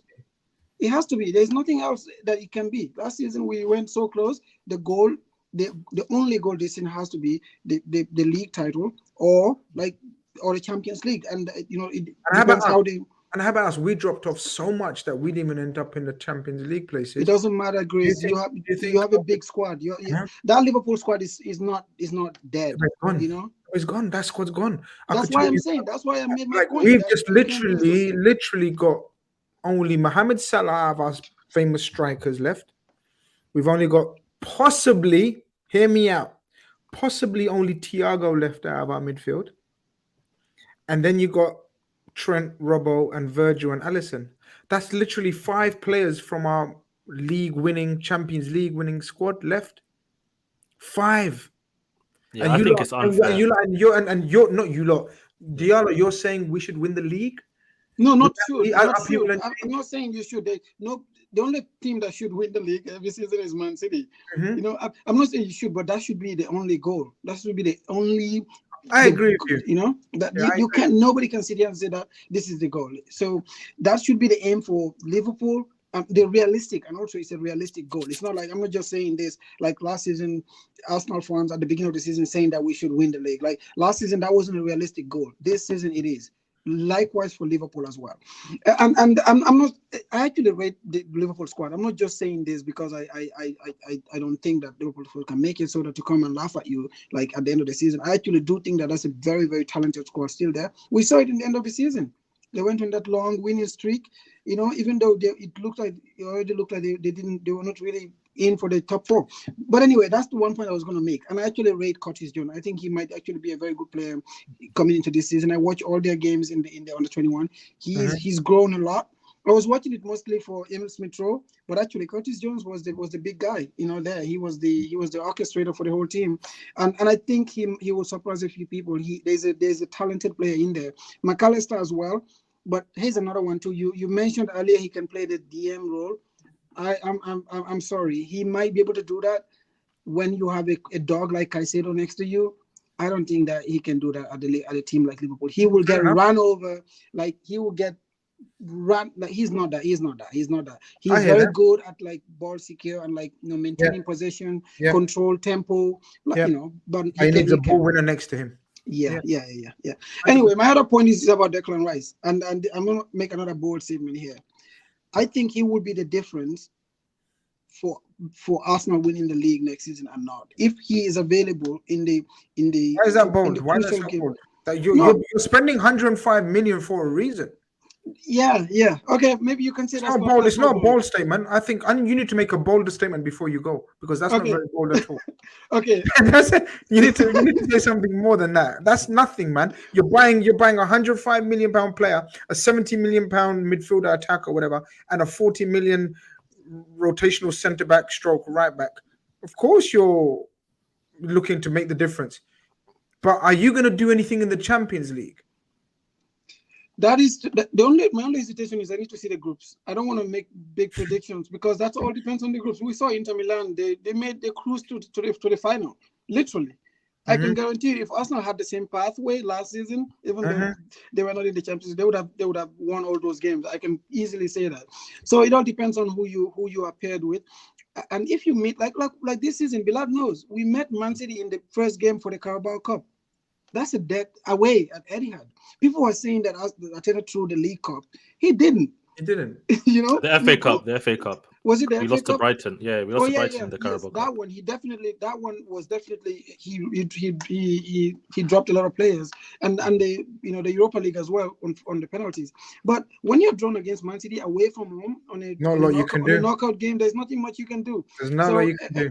But anyway, I think yes, I think we can. That's why we have players like Havertz and Jorginho. I think they have experience in that league. Arteta has signed 12 players from the Premier League since he came. I think almost 50% of our Premier League proven. Yeah, and these are like not just Premier League proven, but like big characters as well. You know, these are not like kids. There's a lot expected of them. Well, let's see. I think the big, I can't wait for your downfall this season. I actually think you're gonna have a good season. I'm joking. I'm just winding you up. You've made too many good signings for it to fail. You've got a good coach. I'm not gonna suddenly start bad mouthing Arteta. I have a question for Bilal before I leave, and he can very quickly. He can answer it, and then I'll be away. Bilal, who do you think? Don't tell me like the Rob Holding, and who do you think that would be an unexpected exit from the team? You know, like I know, like don't tell me about Rob Holding and Kieran Tierney. Those guys, like they're kind of expected. Like if we wake up on like the 31st of August and like one unexpected name has gone out, who do you think that would be? And also Partey, that's also off the table. Like a really unexpected name. Really unexpected. I don't know. The only player that has no links maybe is like a Fabio Vieira. Maybe somehow he could leave, but I don't know if that would be unexpected. Yeah, I feel like if someone offered decent money for Fabio Vieira, Arsenal might look at it because you have Smith Rowe, Havertz, Odegaard. Vieira last season didn't really do too much. It may be someone like him, but apart from that, to be honest, the squad is so set, right? It's one of those ones. If Partey leaves, you bring in, let's say, Lavia, for example. You go with that, and then you develop that for another few years. If Balogun leaves, fair enough. Either Balogun or Nketiah, it looks like Balogun's going to leave. But then after that, there's not really a room to really sell a player. I think, as you said, Tierney, if he got a big offer and Arsenal decided to let him go, that's about it. But apart from that, there's not many players Arsenal I don't think would let go at this moment in time. Diallo, we have to go. Diallo, no more. I've got too many people waiting on. You're a legend. Me and you could speak football for ages. Good to have you as usual. All the best, my brother. Take care. I gotta be strict, man, because we got so many people waiting to come on, man. Like, you know what I mean? Even though I love Diallo, Diallo's my guy. But all right, let's bring on Daza, Anfield Hustle, Cliff, Maddie, and Football Power. That's the next order. No, Cecil talks before Football Power. I beg your pardon. Is that right, Bilal? I messed up the order, haven't I? Let me have a look there. Yeah, it's Daza next, Anfield Hustle, Cliff, Cecil Talk or Ceci Tack, Maddie Mad, and then Football Power. Yeah. And then Sahel is on standby because I don't even know if we're going to have time for that many. But let's see how we get on. Daza's in the building. Daza! Hey! What's happening? How's it going, mate? How you doing? We're good, all right. We're doing all right, man. It's been a while, man. Where you been, man? Where you been? The missus not letting you on anymore. No, well, you haven't been on, have you? The last time you was basically I was heartbroken because Bilal sort of wasn't coming on and helping me, so I was like, I don't like doing it. So it's all Bilal's fault, right? Yeah, it's all blame Bilal. I'll take the blame. And Zuberi's Wi-Fi can't handle the heat. Basically, where is he?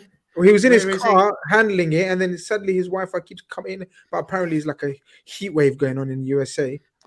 It is hot. I've got the air conditioning going here, so it should be okay. Hopefully. There you go. Yeah, Bilal, it's been a minute, hasn't it? I think the last time I spoke to you, my friend, I was saying, Arsenal, you've won the league. You've done it. You've done it. Give me false hope. I think you dreamt it for this season coming up. No. Exactly. I think in the words of our very famous Grizz Khan, football is a humbler. It is, man. They humbled, but I don't think they humbled enough. I think they need another season of humbling. Have you seen? We'll never be humble. I'll be honest, Arsenal fans. We'll never be humble. What is it, man? Why not? What is it? In general, no, it can't be, man. It's Arsenal. It can't be humble. Have you seen the Rice? Like excitement, like I get it, but it's like, is it OTT or would we all be the same, Daz?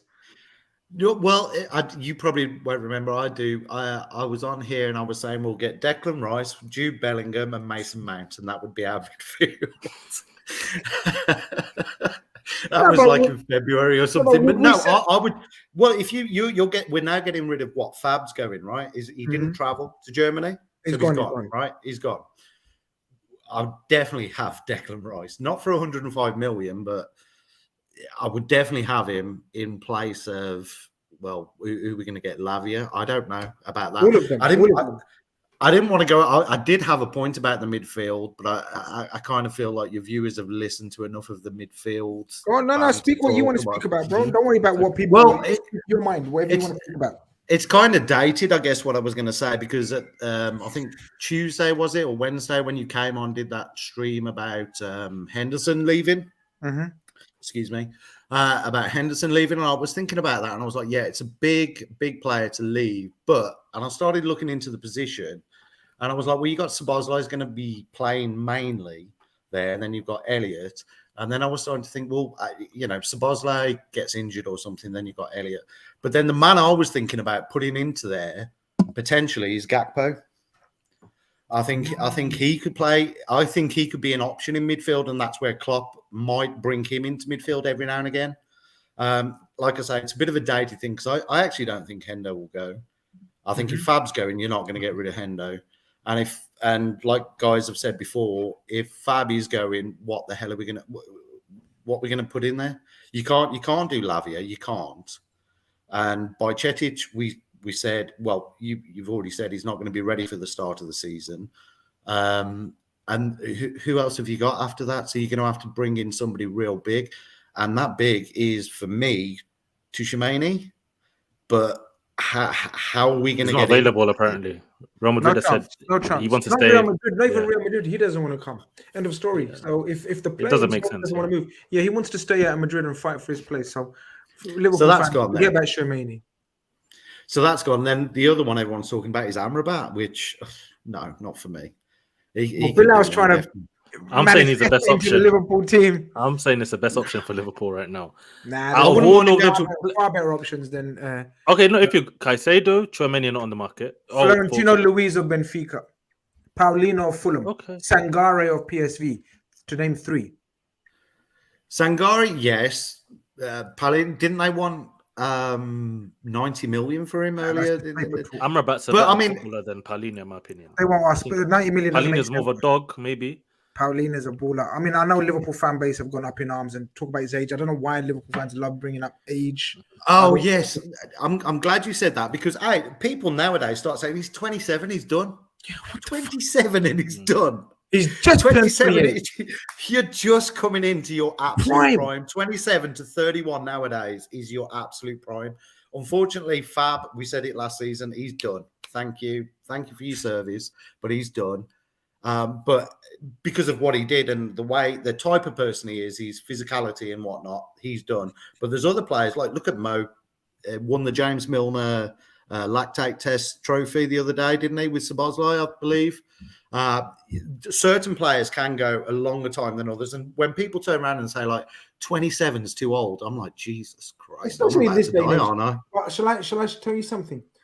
You can't even be like, for example, we know Wayne Rooney started playing when he was 16, right? So by the time he was 27, right, we know it's a different from someone like a Daniel Sturridge, not Daniel Sturridge, but Ian Wright, late bloomer, right? So he started, Vardy. So you could be 27 and played a lot of minutes in your career and life, or you could be 27 and just getting into the peak of your career, like you said. So it does depend. For example, I jokingly mentioned about Jude Bellingham's numbers and whatnot. People were saying, he's only, how old is he, 20 or something? I don't think he's 20. Hey? You think he might be 19. But if you check the amount of minutes he's played for a 19-year-old. But he's 20 now, apparently. You check out the minutes he's played for a 19-year-old. It's insane levels. Like, do you know what I mean? So, for example, you telling me Caicedo's only played 13 more games than Lavia, and there's a 2-year age difference or 3-year age difference. I think 2-year, 2-year age difference. And do you know what I mean? Oh, sorry, guys, I've just got a bit of an itch here. My feet. Sorry. Yeah. It's all right. You itch your feet, mate. Go ahead. I'll wash my hands as well. Don't worry, people. Before but yeah, go on. You were saying. So you're worried about selling Fabinho and Henderson? Well, yeah, I don't think Hendo's going to go. Not if Fabinho goes. It was kind of, when I heard the stuff about Hendo, I was like, really? He wouldn't do that, would he? He wouldn't go like that. And I'm sorry to break it to you. I think he's going to go. Really? Fab and Hendo gonna go. Klopp won't stand in their way, and hasn't stood in the way. Fabinho, he'd even asked to stay. Once Fabinho said, "I want to go," no problem, on your way. 40 million. I wouldn't ask as well. Henderson, I think Henderson. I think they're going to come back with an offer come next week. If they don't come back with an offer, of course he's not going to go, and that's the obvious thing to say. That's like people are going to say, well, that's obvious. But as long as they stump up around the £15 million mark, we'll accept it. Oh, 15. And this is Gerrard's team, right? He's going. This is Gerrard's team. Is good. So there must have been some conversations. Absolutely. Gerrard must have had a conversation with him to say exactly. So imagine I'm trying to. I don't know. Imagine I'm saying. I don't even know what analogy to use. But if you're thinking that Gerrard hasn't had conversations with Hendo, and Hendo said, "Yeah, I'm up for it," and Gerrard hasn't had a conversation with Klopp.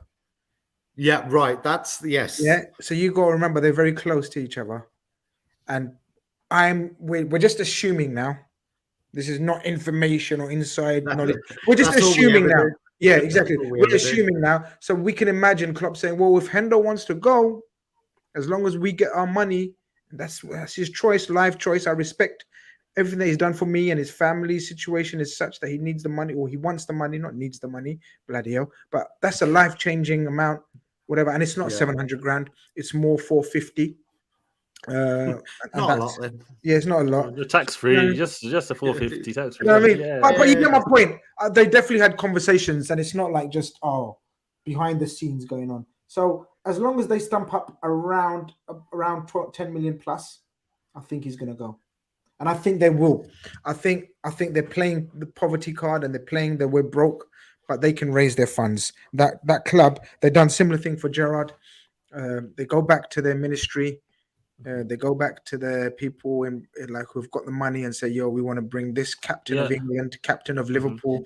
You can't come on. It's going to look good for us.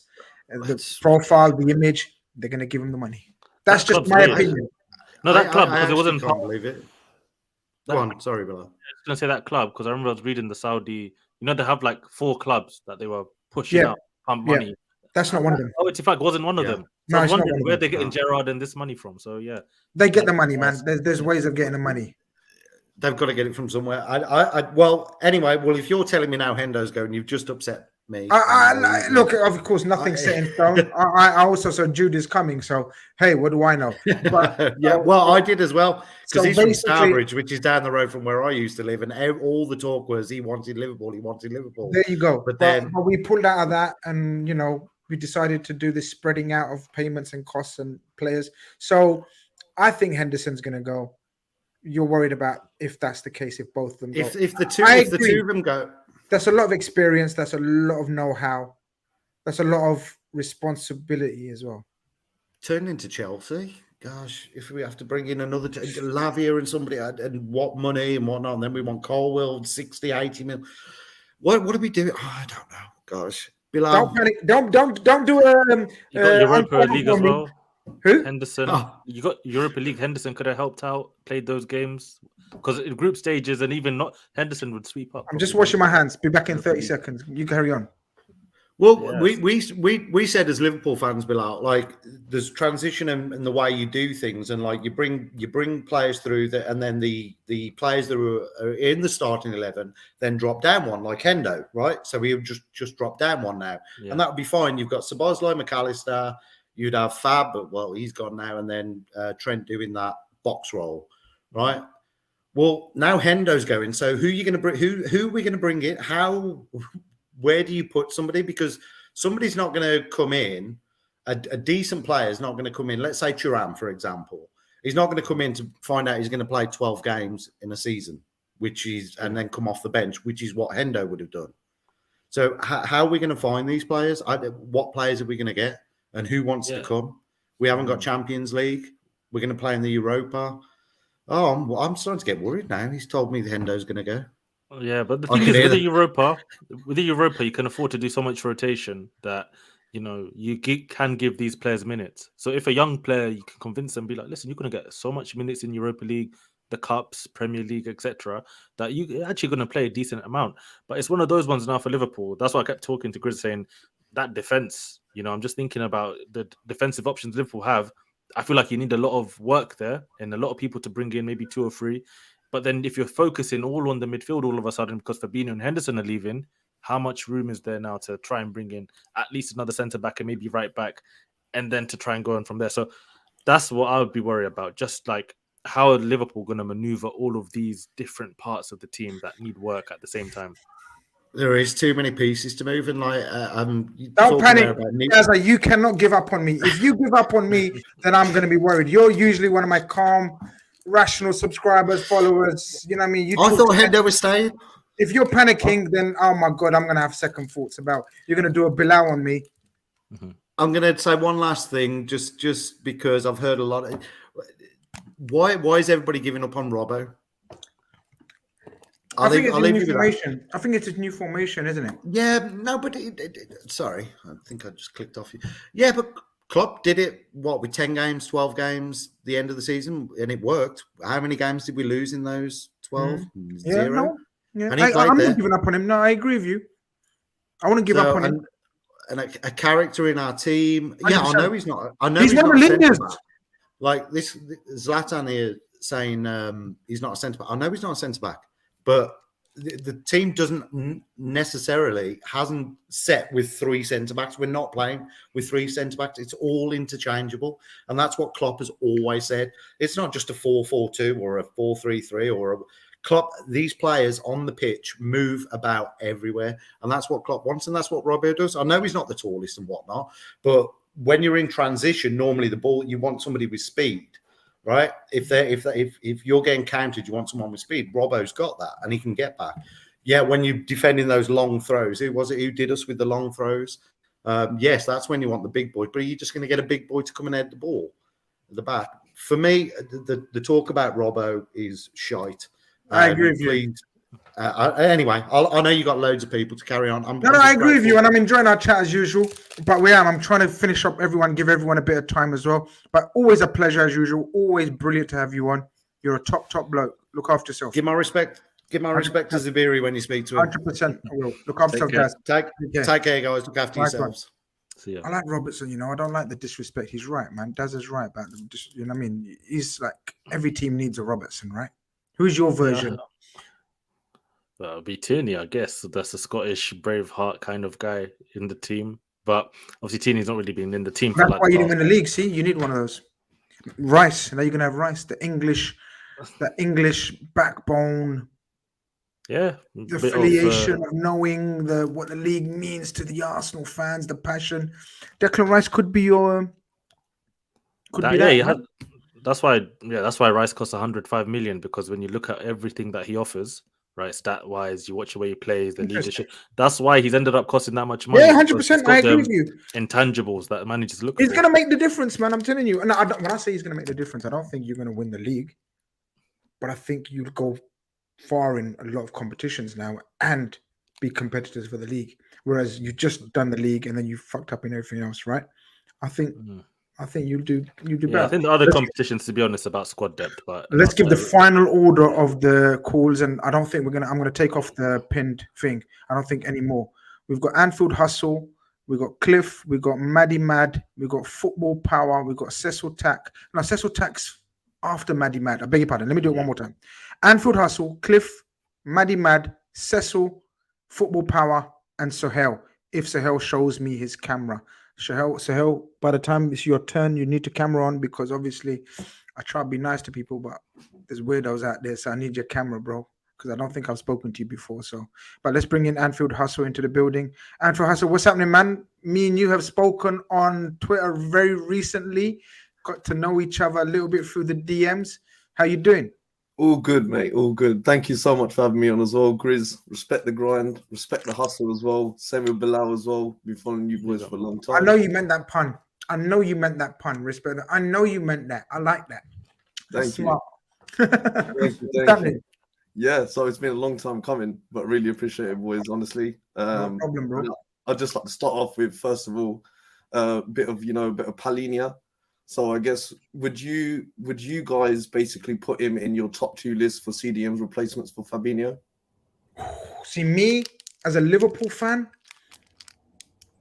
I'm one of the few that would, bro. I'm one of the few that would. I know he splits and divides opinion, and everyone's been saying about his age and his pace, and he's not great on the ball. I dispute all of those. I think he's in his prime. I think he's one of the young 27, 28-year-olds. I don't know. You was here. What I mean by that is he hasn't played top flight football minutes. I think he's got plenty in his legs. You know, he's a bit of a late developer. Everything that I was talking about, it was not one of those Rooneys or Theo Walcotts that started playing when they were 15. Do you know what I mean? Or even Jude Bellingham. So for me, bro, I will take him tomorrow if Fulham play. He plays sensible with the fee that they're asking for. At the moment, I believe they're not. Uncle Khan, you know what I mean? I need to speak to him over the weekend and bring the price down. I think they're willing to do a deal at 70 M's, and we're not looking to pay 70 M's for him. I don't know, Bilal, if you take him at Arsenal, if you didn't go for Rice, obviously, or if Partey goes, for example. Well, he's gone. Partey's gone, by the way. Thing is, with Palhinha, it's like that lad who went PSG, Ugarte, right? And maybe even Ugarte is probably better than more potential than a Palhinha. It's one of those ones. They're so strong in the tackle. They're so physical. They can really hold the midfield together. So it's one of those ones. If you can use that and then maybe ignore some of the deficiencies, in my opinion, like on the ball, can he really dictate a game? I don't really think so, especially for like a Liverpool, right? But if you can hold everything together, then you got the likes of McAllister, you know, Thiago, Szoboszlai, all of these guys playing the nice Trent as well, coming into the midfield. Then I can see how a Palhinha would work. And obviously, I've been saying the whole time that the age that he's at is perfect. That's what you need. Like, I would Liverpool fans will tell you otherwise, right? Anfield Hustle, tell him. We've been Liverpool fans are being mad. I've had so many Fulham fans coming at me. So many Fulham fans. In my opinion, I think they're deluded if they think they're going to get 90 million, which they keep quoting. It's never going to happen. And when they get sold for less than that, I like them all to at me, comment now, let me know. Exactly. I mean, Fulham's got money though. They've got money. Like Fulham got money. Their owner. Even the Suns owner, he's running the whole wrestling thing. Like they're just like trying to develop a lot of stuff, you know. So it's one of those ones like Palhinha and Marco Silva as well. He's not going to want to let Palhinha go. So yeah, it will cost a lot of money, man. And this is the thing: the Premier League's become so rich, to the point it's so hard to negotiate with teams like Liverpool. Should go to Fulham and be able to take Palhinha easily. But look how hard it is. Rice to Arsenal. Anymore. What kind of saga this become? It's just a player, like obviously no disrespect, but a player from West Ham. Going to how's that become such a big deal and circus? But it just shows you how the league's become at this point. Yeah. What's your opinions on the situation, bro? My opinion is let's say well, go on. First and foremost, so Fabinho's gone. Do you think Henderson leaves? Do you think we should let him leave? Should we fight and even though we know that he's agreed a deal with them in terms of personal terms, is there a way back for him? In my opinion, bro, from what I know, he's gone. So you know what I mean. Like he's seen the money, and to be honest with you, who can really blame him? No, yeah. I will say one thing about Henderson. In my opinion, at least, I think he is an outstanding player, both as a player and both mentality wise. I think he has done the nitty gritty stuff that everyone doesn't see, and it's almost like, you know, when there's a couple of football quotes, it's like, you know, even Klopp, when he said it about Firmino, you know, if you're watching the game, you're not really sure, you know, what's going on. But if you watch Firmino, you can see the whole game. So I think it's the same thing with Henderson. I think people don't give him enough appreciation in terms of what he's done. He's definitely going down as one of the best Liverpool captains ever. He's won everything. And I feel like he doesn't get the credit he deserves. But I will say that I don't have any qualms with him leaving. I think at 33 now, he's getting to that age. He's got to also think about I agree with everything you said so far. But with Fabinho leaving as well, and then basically we only got Thiago as a senior midfielder left, apart from if you want to count Curtis Jones, but you can't count him as a senior midfielder. Are you a bit wary of too many changes too quick? I think I am, and that kind of brings me on to my next point, which is I was gonna kind of ask you guys is I don't know if you've got a lot done like research on the homegrown quota and kind of the non-homegrown spaces we've got, but it's not looking good. So with Milner, and if Henderson does go, those are 2 spots out, and it will reduce the squad if we don't have enough homegrown players. So I know that definitely. I know this. You guys have already kind of touched upon it. Lavia is definitely one that I know, or at least from my sources that we're talking with. Talks are going well, and kind of as you've alluded to as well, we are his number 1 choice.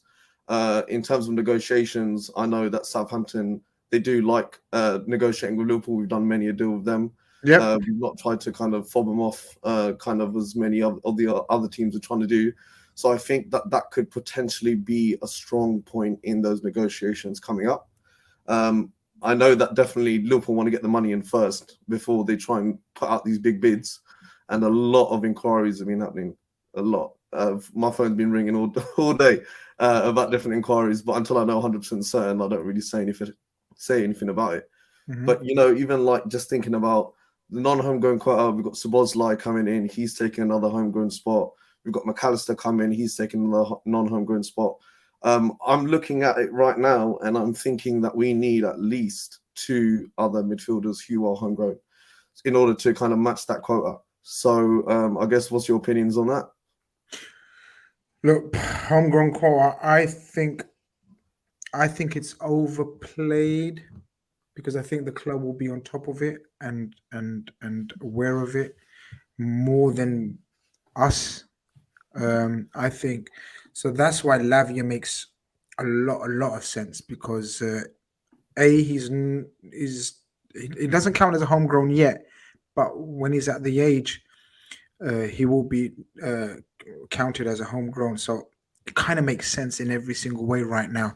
I do worry about Arsenal's interest. I know you're saying that from what you think and from what you know that Liverpool are clear favourites. I've been told we've done the most groundwork and all that. I get that, but his agent is really close with a lot of people at Arsenal, and he was pushing for Arsenal. Apparently, he's the agent of Saka and Nketiah, Bilal, and Balogun. And Balogun. And there's probably so many more at Arsenal. So there you go. So he's got a very good working relationship with the Arsenal people. But Lavia, will Lavia be enough though, bro? In my opinion, no. He's more of an addition to whatever we're getting to replace. So especially with Fabinho gone, Henderson gone, kind of I know Bilal, you mentioned it as well. We need to hit the ground running, and I know even like a lot of people have been saying. But the thing is, also like as you say, Grizz, it's easier said than done. Do you know what I mean? Like in terms of, I know Uncle was in earlier and he was saying, we want the right player, but we want it quick. But as you say, you need the groundwork done right. And you know what, our analytics team ain't let us down yet for a while. So I've got big impressions for the next season. I think Szoboszlai, in my opinion, is an amazing signing.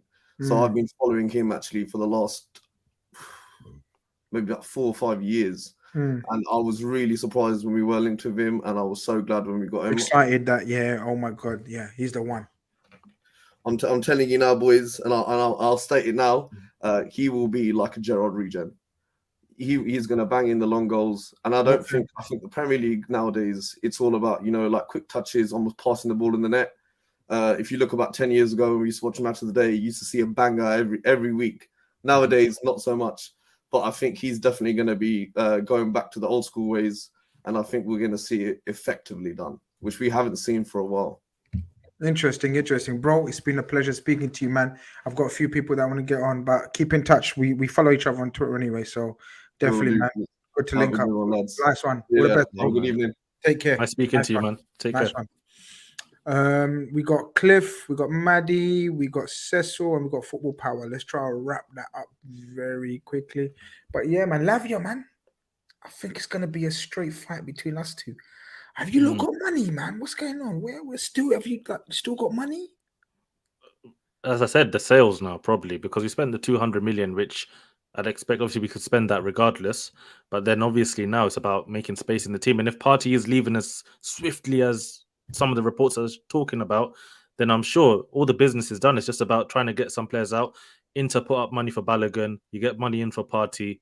Inter ain't got no money. How much they going to give for Balogun? Arsenal want 50 million pounds. Some people. How much? Obviously, Arsenal want 50 million pounds. 5-0. 5-0, bro. Yeah. Bro, how much would Balogun, bro? That's Yeah, how much he's worth. One of the best. He could even be arguably the best under 21 striker on the market right now. You know, so it's one of those ones, 50 million. But I'd imagine Arsenal probably could agree a deal 40 million plus add-ons. Bilal, something to make it to go to 50. You're not getting 50 million for Balogun. You're not. How much would you say he's worth then? You're not getting 50 million. That's what I'm saying. Bro, name me a player at that age. Balogun. You're not getting that, though. I'm saying you can value him at that. I hear that. I hear that. Yeah. That's what I'm saying. Arsenal You're valuing not him. getting 50 million. Okay, but if they get 40 million, 30 million, you're going to get for him. 30 million. There's no way Arsenal sell Balogun for 30 million. I don't know about that's that, impossible. but you're going to get 30 million for him. I think minimum like you know how much your Timber costs? Like 38 million pounds. Bare minimum. That would be it plus add-ons to push it. Timber is Dutch international, played for Ajax. Come on, man. Balogun is the face of America. He's a striker of he's an American star, bro. He was slapping goals for Reims. You see the way he's developed. He's honestly, he goes to Inter. By next season, his value is going to be crazy. So bring him back if you rate him that highly.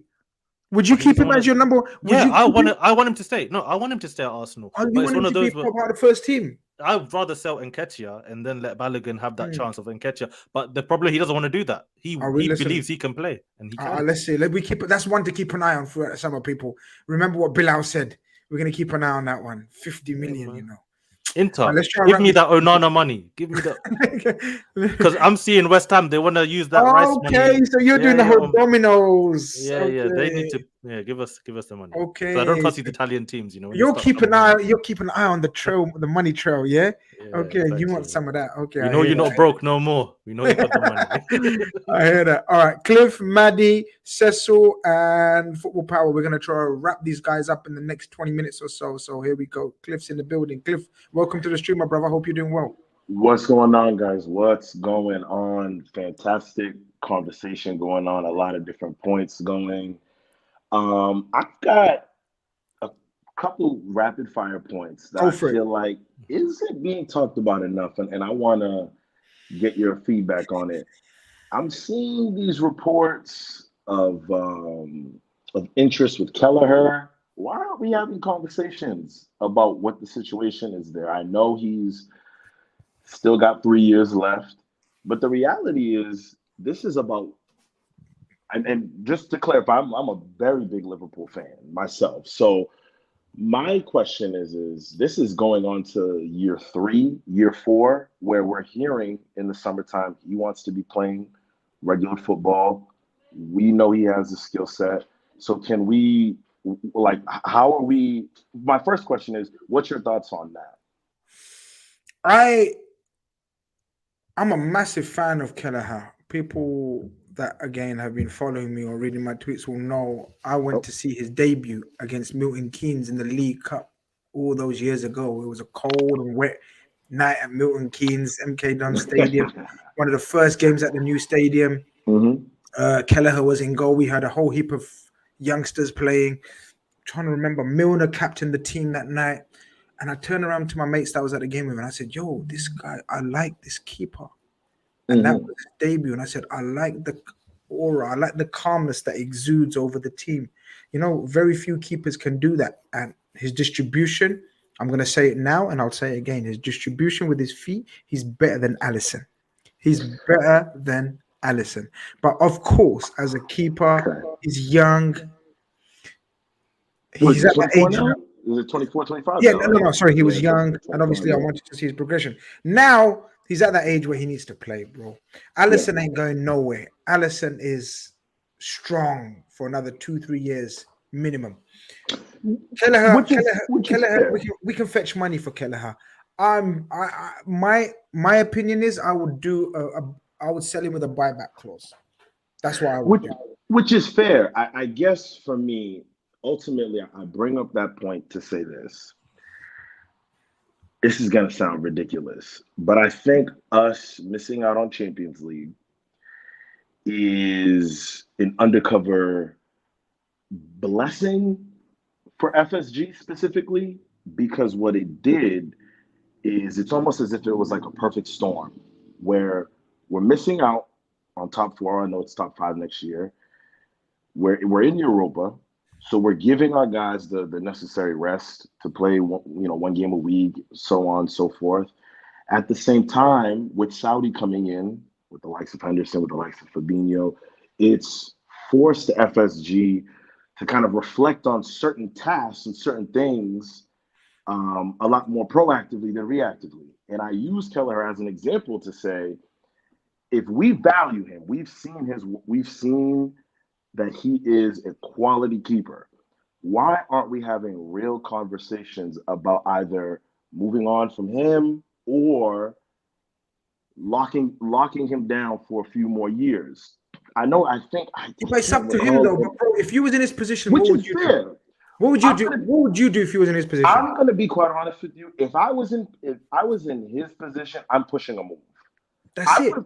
Genuinely, I would have pushed a move last year. But I think that before, and Grizz, correct me if I'm wrong here, there was stronger pushes on his side with his agent that he was looking to move on before he signed the contract extension, and then things kind of died down a little bit. Look, at the end, it's all about timing. It's all about timing, and you have a timing in your career, and you assess the situation. This season, he knows there's no Champions League, so he's not going to get Champions League games. Right. He might get the Europa League games. No, he definitely, if he stays, he'll definitely get every single Europa League game, for example. He'll get every game. That's fair. But is that enough for a player like him and caliber of him? He's looking to get national recognition. He doesn't want to lose his place. And recently, he's lost his place in the national team to there's another keeper, man, who's in the Premier League as well. Oh, shit, my mind. Someone's going to remind me in the chat. So then you got to remember, Adrian's been signed on again. Right, which is absolutely, which is fair. I guess my thing is I'm using Kelleher as an example to say, as fans, we need to look at ourselves and we need to have some serious conversations. That massive squad that you saw holding the Champions League, holding the Premier League, if we're being true to ourselves, by the end of next season, a majority of those guys are probably out of here. We're looking at, and I'm not saying that I want them out of here. I'm just saying, if we're being honest about aspirations, potential, offers coming in, contracts, and everything of the sort, we have Virgil, Mo, Simicast, Robertson. All 4 of those guys, 3 of which we could say were probably the pillars of where we are today. Those contracts are done in 2 years, right? And then when we add in another year, that 3rd year, then we add in the likes of a Kelleher, we add in the likes of a Allison. Now, granted, I know that there's going to be some extensions with some of these guys, and we're going to tie some things up. But we need to start embracing the fact that massive change may be coming in the next few years. And I say that to say, unfortunately, due to some, I don't know if you want to call it negligence or, overplaying guys, the refresh that should have been happening years ago is to the point that we're in this position now based on negligence. Okay, let me come back with that point. If we're being honest, I'm going to be honest, and I'm going to give you facts as opposed to conjecture and assumptions and what's going to happen. I don't know if you was listening earlier when we were going through the team changes. Like, we're going to have possibly in our lineup, only Virgil, Allison, Trent, Robertson, and Salah. How many players is that? 5, 6 of them mentioned from our Champions League and Premier League winning teams. So, how much change do you guys want? How soon do you want it? There's a whole heap of change. If we've just got 5, 6 players left from the Championship and the Premier League, Champions League winning squad, that means the succession planning, as much as we are frustrated by it because of last season or last window, I agree we've done 1 less in every window. But it's only 1 less in every window, because if we had brought that 1 extra player in every window, I genuinely think we would have been absolutely perfectly planned for the future years. I hear you. I know you mentioned the players that they're coming to the end of their contracts, but they're coming to the end of their age profiles as players as well. Salah's going to be 34 by the end of his contract. Virgil 33, 34. So it makes sense for them to be ending their contracts whilst their ages are increasing as well. I don't see it as a problem. I don't either. Like, to be quite honest, when Zuberi says, embracing change, the concept, I think on the last show, he had mentioned the concept of like the revolving door. I embrace that. But I think a large portion of our fan base is nervous about that. I hear that. The nervousness has to be there because when there's but the nervousness is also tied in because of the amount of changes. So you can't ask for changes and then become uncomfortable when they happen. You got to embrace it. Which is fair at the same time, though, Grizz. And this is where I bounce the ball back to you. The reality is that as fans, we've been patient and we've also seen panic buys, right? Ozan Kabak was a panic buy. I think we can. Oh yeah, we've had bad business.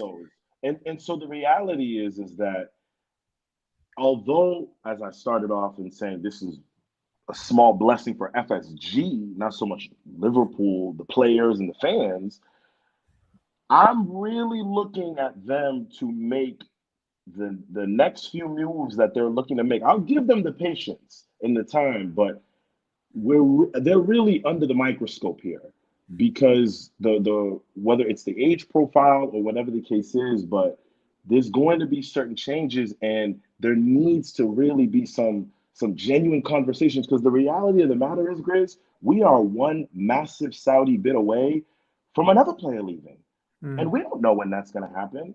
And I think you had mentioned previously, and this is the last point I'll end off with, but you had mentioned previously, the idea that, you were probably one of the first, few guys to say, Fabinho's legs were a little gone, we're kind of gone. What I don't want to happen is to see these guys say, well, maybe I could squeeze one more year out of him. Let's start having real conversations and analyze where we're headed and start making tactical changes. Personally, I have all the faith in the world. I think we're seeing a lot of tactical changes, man. We are. We have seen that. We got a different profile of attackers now. We used to have the Manes and the Bobbies and the Salah's pure speed merchants with Bobby's intelligence. Now we've gone for different type of attackers. Nunes is raw pace, Jota's a cold-blooded killer, Diaz is the dribbler, and Salah. So it's something to look forward to. Gakpo, the emergence of Gakpo. I think our front line is going to be exciting. I hear the deficiencies at the back. I hear the concerns of a new midfield. But it's something to be excited. Cliff, I'm going to let you run. I appreciate it. Pleasure, my bro. Take care of yourself. Some great points there as usual. Nice one. Take care, my bro. Wicked. Let's try to wrap this up. What we've got now. Maddie Mad is in the building. Maddie Mad. Welcome to the stream, my brother. What up, Grizz? What up, Bill? How you guys doing out there? We're doing good, man. You tell us, man. It looks to be hot and humid. Where are you calling from, by the way? Right near FSG. I'm in FSG town. Okay, Boston. Yep. Literally 3 miles away from that. Okay. Goddamn. Okay. Taxi owners and them. Okay. What's going on?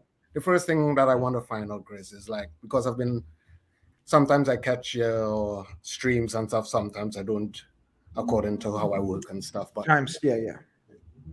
It seems like you're running an X-Files because you got some real agents, colleagues coming on and talking some out of the world stuff.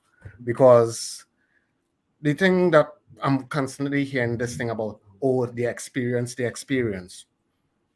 If we had Hendo and Fabinho in, we wasn't going to be doing much next year anyway, or this season anyway. So burn it down. That's me. Burn it down. We've done that. I think we've done that, though. I think we've burned it down. I think, as we said, and I keep repeating myself, there's only going to be Thiago left. Yeah, but you're saying that, but they have a lot of these people coming in and they all this panic and, what we're going to do, right? Then they start talking, as I said, some real X-Files stuff. The only thing that we should be aiming for this year is to win the Prem. No. How about winning the Europa League? What we are in. Win every competition. Let's. But can I come back with a point, because I always like to play the devil's advocate. It's my innate nature sometimes, man. Unfortunately, but I hear you. You're ready to burn it down, and I agree with you. And people don't like my opinion when I say Fabinho, Henderson. I'm telling you, man. Like, give me a young Grizz Khan, and I would have done a better job than Fabinho and Henderson anymore. I'm telling you, they've finished, man, and people don't realize. And I think people will realize how finished they were once we get a fresh midfield. Before you go on, Grizz, you're being polite. You're saying finished. They're done. But this is my point where I'm gonna play devil's advocate. How often do you see a whole new midfield function and hit the ground running and ready to rock and roll from day? So you're gonna have to be a bit patient as Liverpool fan.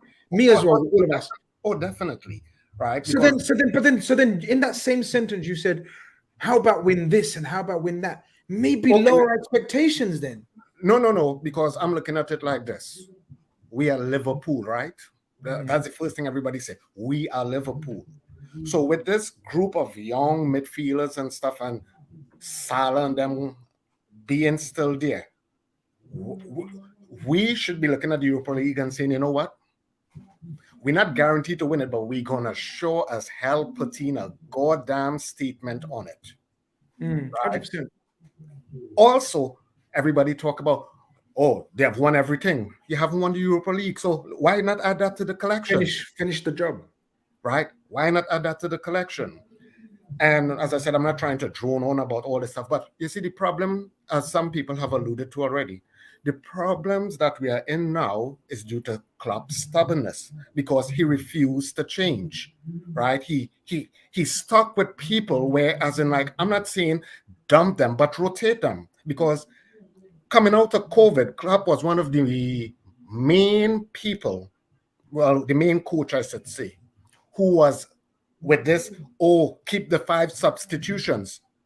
Statistically, he was the one coach who used the least amount of substitutions. So again, so that's what I'm saying. Like, so people, when people hear me talk about Klopp, they think, oh, I'm hating on Klopp and stuff. But no, don't be a hypocrite, son. Right? Don't say something and then do something else, because even like with Kelleher, I'm sure we could have kept Kelleher for 2 more years, and if he was playing. But he came out last year and he declared that was it the FA Cup and he declared Alisson the starter. How you really expect you disrespecting the guy? Become now the homegrown talent. We had Carvalho. What did you do with Carvalho? When you was looking at the team and you was like, damn, we need somebody, who he brings on? A Milner. Right? And then, as I said again, when you know better than I do, Chris, what's that other young midfielder, the real talented, with an M? Elliot? No, M. Bejitic? No, not Bejitic. The other guy, he's like in Klopp's jail cell. Forget the basement. M name, because other clubs been looking at him, trying to get him on. At Liverpool? Yeah, young kid, Elliot, Jones, Bejitic.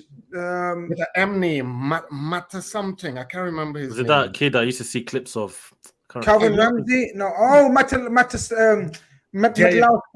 Yeah, that one. Yeah, that's the one. I can never say that. You throw him in the basement, all because the kid came out and say, hey, listen, I want to play more games. Right? So if you had tried to like integrate these players and them from an earlier stage and give them the chance to fail, we wouldn't be stuck with this homegrown talent that we have. Because if Kelleher leaves, we are starting to like scratch our heads, and then you went and resign Alisson. Do we not have a public relations office where he could go and work? I'm confused, Chris, because as I said, but has he? Okay, I hear you. 100%. I hear you. And he has made mistakes, and he has been stubborn, and he hasn't rotated enough, and he hasn't been equal in terms of spreading out the minutes, and I hear all of that. But don't you think he's learning as well how to rebuild a team because he's never rebuilt a team in his life. He's made a team and then made them win. So he done a brilliant job at Mainz. He done a brilliant, magnificent job at Dortmund. And the first team he built at Liverpool, we already know, was magnificent and brought joy to our lives. But now he's in the process of building another team. And we have to acknowledge he's not perfect. He's made hella mistakes. I think he's acknowledged those mistakes. I think he's showing a ruthlessness now. I think the shipping out of Carvalho, all of the mans in Ox, Naby and Milner, whatever, no problem. No begging to stay anymore. Fabinho, Henderson, no begging to stay anymore. I think he's learnt. If he doesn't, he'll pay for it. One more point, Grizz. He ain't learned enough. That assistant coach needs to go. The bookseller, he needs to go. Because, come on, Grizz, you tell me, you and Billa is on Khanage. And you tell Billa, hey, this is what we're going to be doing next week, Monday, Tuesday, Wednesday, Thursday, Friday. Billa turns around and he goes and he does an Arsenal show and he says everything. Are you going to bring back Billa again onto your show? The secrets. Listen, I hear that, but look, those secrets, I think he was smart and clever. I don't think he gave away secrets that top coaches and analysts and people of the profession don't really Chris, I don't know. care about what he didn't give away. The act he did, the crime he did. You are nobody, and the timing is wrong. Agreed. The timing is so you wrong. need to go. That book should have come out at the end of the career when they retired. And then notice, Grace, before I go, how he started to position himself. Well, I wouldn't coach any other Premier League team except Liverpool. Fishing for a job. Come on, you're man. Gone. Leave him, man. Allow him, man. Come on, allow him. No, you're gone, Chris. He's campaigning for the job, man. Come on. Everyone would do that. Chris. Next in line, man. Timing. You're not next in line because, as they say, Liverpool is a big club. What have you shown to prove to us that you could take the reins? Because if we're watching somebody like Steven Gerrard and saying, yeah, he need a couple of years away to season, who the hell is this dude? I'm not even calling him by his name because he don't get that respect from me. Maddie is mad. That's all I'm saying. Maddie. That's right. So Maddie is mad. Keep up Listen, the it's been a pleasure to speak to. Look after yourself. We're gonna speak very soon. Make sure you later, I'm gonna get a picture with FSG out posted right. Oh shit! Okay, we're gonna line you up with Zuberi. It's gonna be a royal battle royale when Zuberi's on the show. Look after yourself. I'm gonna get the money out of them. Take care. Take All care. right. Yeah, man. Pep Linders in the book. Look, the timing was long, but I don't think there's any secrets in there, like that people don't really know about. But I hear the frustrations of the timing of the book. It shouldn't really be, coming out while you're still employed, right? I get that. Yeah, I get that. This one, of course. Messi FC says we still have Jay Spearinger's experience. Yeah, man. Jay Spearing is still back at Liverpool. To do the club. He's still something. I think he's in charge of I think he's one of the coaches of the under-21s or something. Jay Spearing era, man. That's dark times for Liverpool, man. Voronin and all of them kind of, yeah. Oh, man. Why do you even know this, man? Why you bring Listen, that that's the Liverpool I kind of grew up on. That's what I knew. Oh, shit, Clubs, man. Clubs Liverpool's new to me. I was like, we have just under 10 minutes. We have two people to get through. Football Power Hour Hour in the building. What's up, guys? How you guys doing? We're doing all right, bro. We've done a marathon session again, Kall-In show. I hope you guys have enjoyed it, people. There's still 500 of you loyal people. Smash up the likes. I'm so close to 400 likes. That's a madness. Let's hit those 400 likes before we finish the stream in about around 10 minutes. Football Power Hour. What's happening? Talk to me, Man United, yeah? Yes, sir. You already know. Yes, sir. Yes, sir. It's funny. I'm actually probably neighbors with Midali, the dude who was just on right now. When I look out the window, FSG, I can see where FSG is. I'm in Boston, Oh, so do you know each other? No, we don't. It's funny that I don't. You need to link up, man. You need to link up. We have to. Link up with the neighbors, man. Yes, sir. Yes, sir. Yes, sir. I'll go help with the protests, if ever. I bet you will. I bet you will. I bet you will. Yeah, man. Yo, oh man, it's been so many great calls, so many, different points, and the conversation has been, very, very insightful, and I've been enjoying it.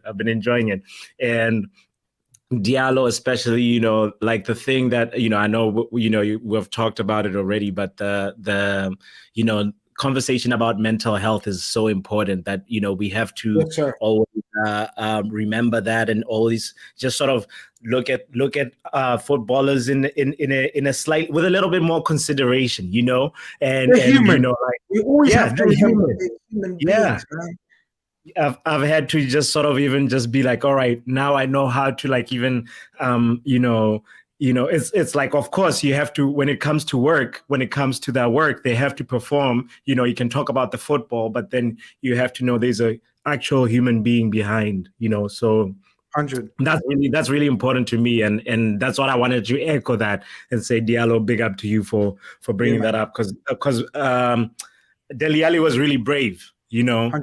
Dele Alli was really brave, and he shared, and there's power in sharing. And I think there'll even be more footballers, coming out and having, in-depth conversations, and it's such a great thing that, I guess we can probably maybe credit Ronaldo for giving like the first like lengthy interview that was like, gave a different side of where you hear a player's perspective of things, and you kind of can sort of like rationalize a little bit and empathize, So that's really important. But anyway, the other thing that I wanted to make sure that when I was listening to you guys, we've been talking a lot about the Liverpool nucleus, the midfield. And I look at Liverpool like a boxer, and a fighter, a wrestler, and the gloves are good, the hands are good, that's the attack, and the legs are okay, but the heart, the lungs, that's the part that it's very, very intricate. Like if this thing that Liverpool is about to, you have to enter the season with some realistic expectations, because a midfield can make or break a team. We've learned that. We've learned that the hard way from the immovable object and the irresistible force.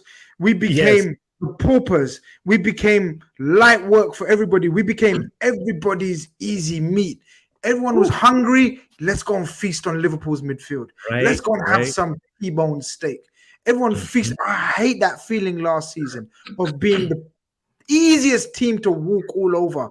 You know what I mean? But I'm interested in your team. I know you want to try to angle it towards Liverpool, but you can't come on wearing a Man United shirt, Man United flag in the background. Yes. What are you guys doing this season? Mason Mount 7, man. Tell us, man. What's going on? We still, it's one of those things where we move at a snail pace. I think there's one person that handles the transfer negotiations, and that same person is the same person that prints out the papers, is the same person that, makes the dinner when the agents have the meeting. It's the same, it's just at a snail pace, and it's so embarrassing. We are behind schedule. Everybody has upgraded, If you look at what do you think? Mason Mount you've had? What are you saying?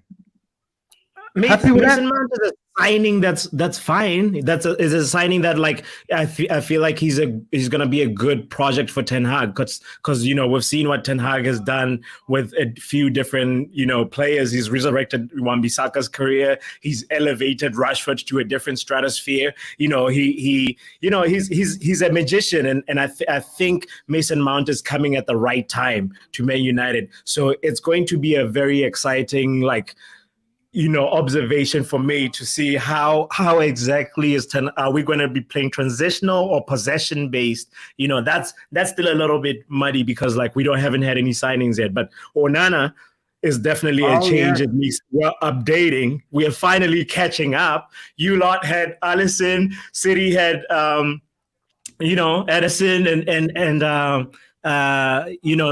and Leno, it took a while for us when Arsenal got Ramsdale,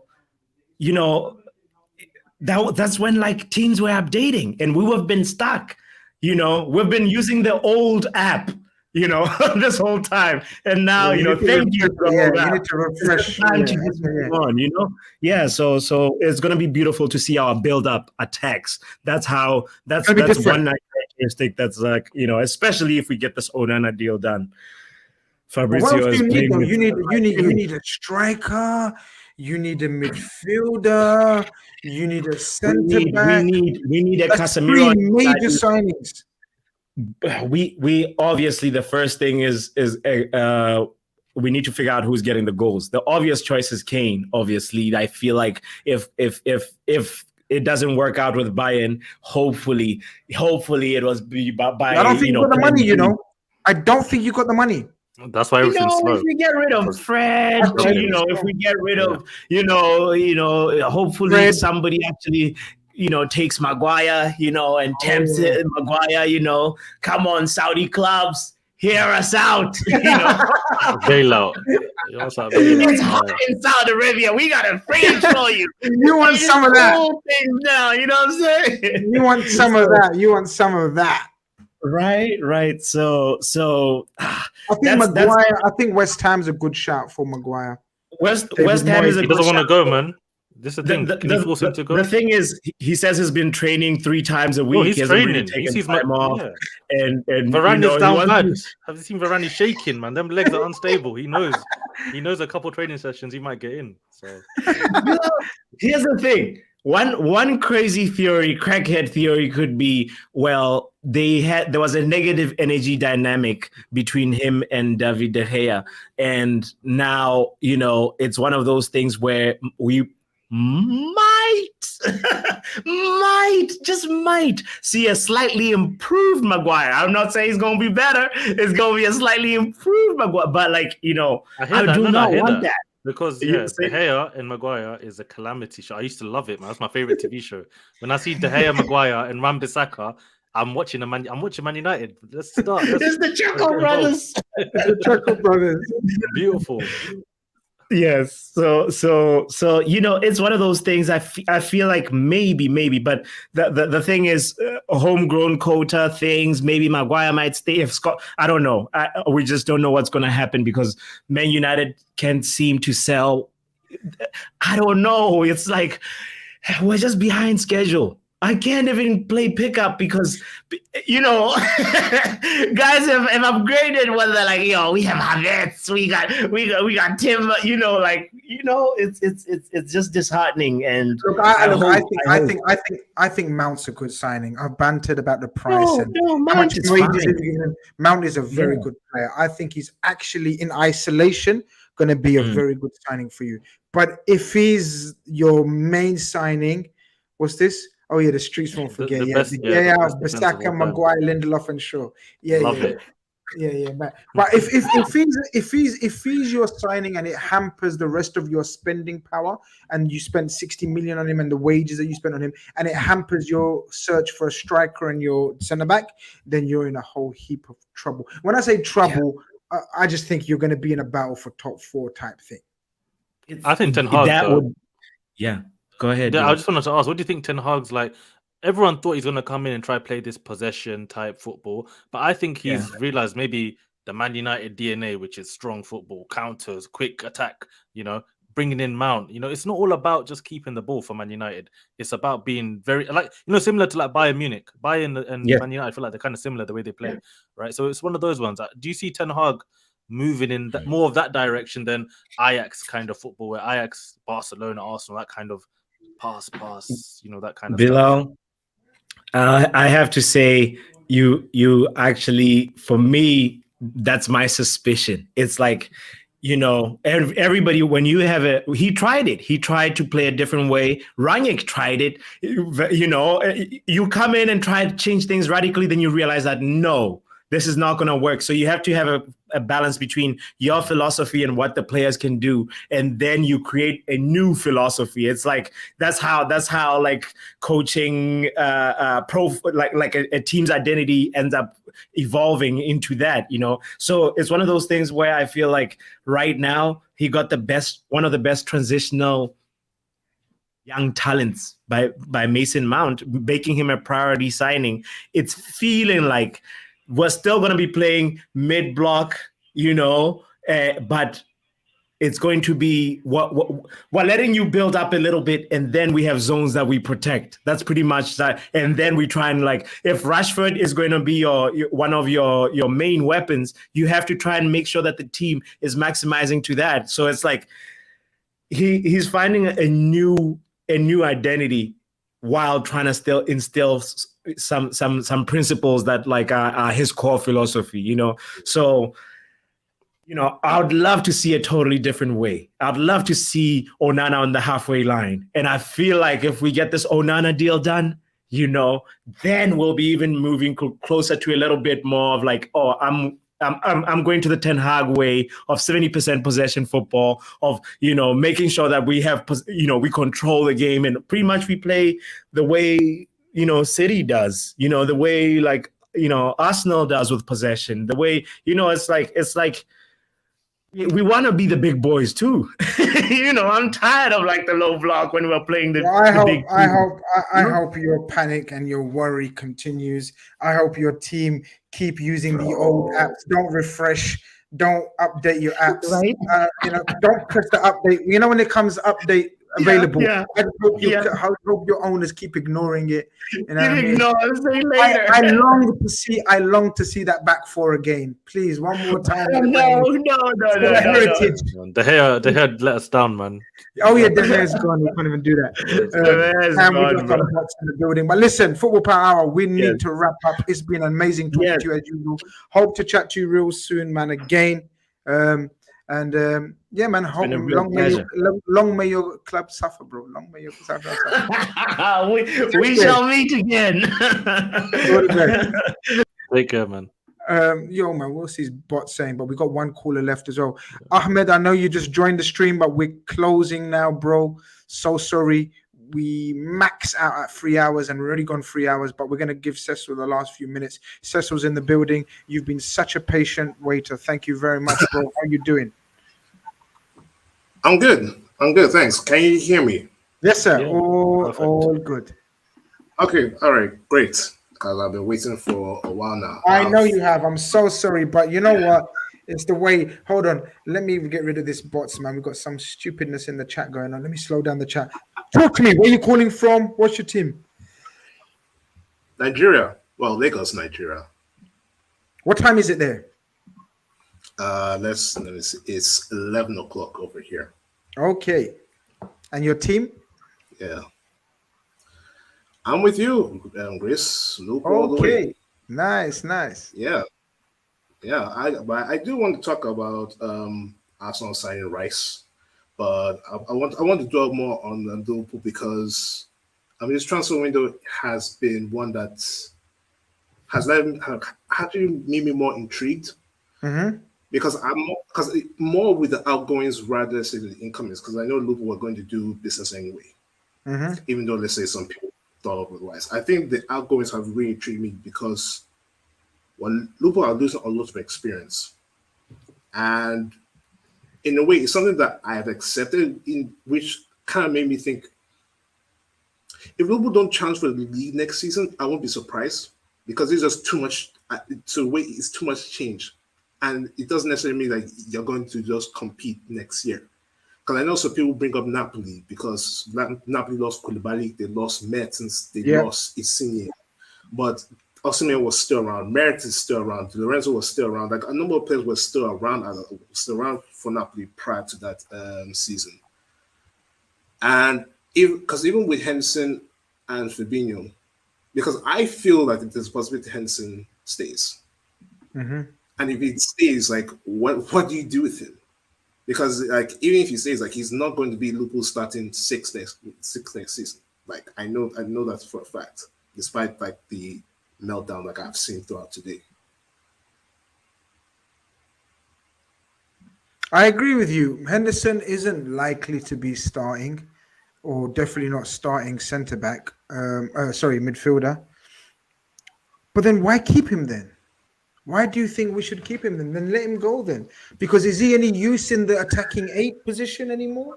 No, definitely not. If he's any use, it's probably as a backup number 6. Exactly. That's his best position probably now. Yeah, because I don't like, even if they say Liverpool want to play with 8, I don't see him as a starting 8 anymore. No chance. And even they say, even if they say he plays 6, he's not going to be he's not guaranteed starting anymore. And at least I like the fact that Klopp has stated to him that your minutes are going to reduce next season.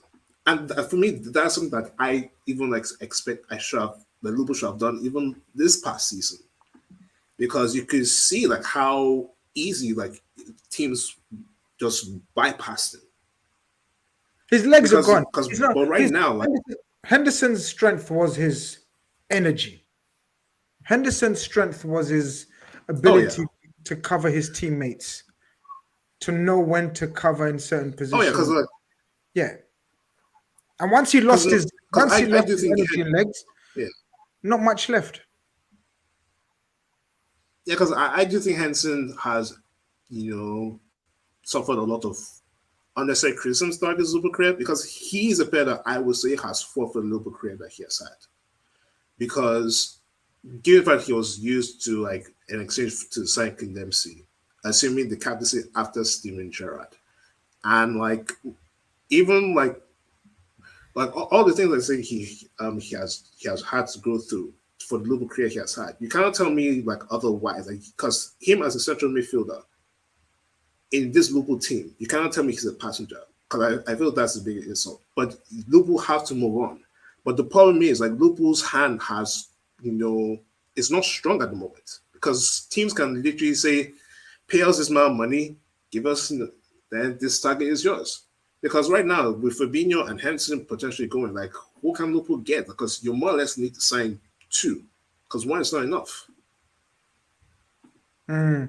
I agree with you, bro. But listen, let's see how it goes, because look, there's still plenty of time. Let's see how the season starts. I share your concerns a little bit, but I'm excited. You're not excited with the strike force, with the new legs in midfield? No. I'm very excited about this attack, because despite Liverpool's struggles last season, Liverpool still scored over 100 goals. That's right. With a new attack. So that still gives me encouragement that, okay, Liverpool might not compete, might not be consistent, but I know that it's going to be a lot of fun. Absolutely. And even because even about Arsenal and Arsenal signing Declan Rice, because I don't know if you've seen the Arsenal announcement on Twitter and the song they use, because it's a big hit over here in Nigeria. But I feel Arsenal right now, I feel they're the team that say if it's not Manchester City, it's going to be Arsenal. Because Arsenal, because I feel Arsenal are a lot more settled than any of the rivals, anyone else right now to try and City. Because Arteta himself, the team more or less will definitely be the same with, let's say, 2 or 3 additions. But I feel like the only thing that I have against Arsenal is that this is Arsenal's first time in Champions League in 7 years. And it's more of a that can Arsenal, let's say, compete in more than one front? Because obviously the league will definitely That's the big question. That's the big question. No, but yeah, and I also feel like Arsenal want to make a mark in Europe, because I do feel Arsenal can make a run next year, considering the landscape of European football at the moment, because I don't see any of the Italian sides doing much. Outside of Bayern, I don't see any of the Bundesliga side doing much. Madrid is also suffering, that is going through much of a change itself. Barcelona is still underwhelming in Europe. I feel Arsenal can actually make it as far as the semi-finals. It's actually very possible for them. Not the same way, I feel like if City win again next year, I won't be surprised, because the landscape in European football has changed. That I think for any Premier League side, particularly City and Arsenal, they can actually go far. I do. Yeah, I agree with you. I think the Premier League teams. I agree with you. I think the Premier League teams are the hardest and strongest left. But Cecil, we must close up, man. I'm so sorry, man. The time is run out. We've been going over 3 hours. Call in next week if you're about, and I'll 100% give you more time. It's been a pleasure speaking to you, though. And thank you very much for calling in, my brother. Look after Yeah, man, yourself. some good points there, man. Absolutely, Take care. absolutely. Good Take night, care. man. Well, Bilal, we've come to another end of a marathon call-in show. The show just keeps going stronger and stronger and bigger. Pretty much like your squad, right? Yeah, this is like exactly like our squad, just getting bigger and bigger. The targets are getting bigger and bigger and higher. So listen, everything goes up, you know. Let's see how Hopefully, it they never goes. come down. Yeah, well, let's see in it. You know what they say in it: the bigger you are, the harder you fall. But yeah, man. Listen, people, mad show. Still 500 of you in here. If you haven't liked the stream, like what you're doing, I know we had a bit of a mishap. One of the idiots in the call-in was a bit of a stupid guy. Have we got any super chats to go through? No. Keep hitting them likes on your way out if you haven't on your way in. Of course, Daz has enjoyed the show. Thank you very much. Big up, guys. Anfield Hustle in the building. Ash in the building. Thank you very much. So many latecomers in the building saying we missed your show. Watch it on playback. Like the stream if you haven't. Subscribe if you haven't. Go and check out Bilal's channel as well. Hopefully it's in the description or whatnot. Otherwise, Yeah, check it's him out on right. Twitter. Yeah. Check him out on Twitter. And yeah, man. We will be back next week. We've got the Red Fellas tomorrow, and then obviously we'll have a post-match reaction to the friendly for Liverpool and any transfer bits that we hear of. We'll be back very soon. Keep your eyes peeled on the notification bell. You should have the notification bell on, so you don't need to worry. Subscribe if you haven't. As I said, the road to 35k is real. It's real. Peace out. Take care.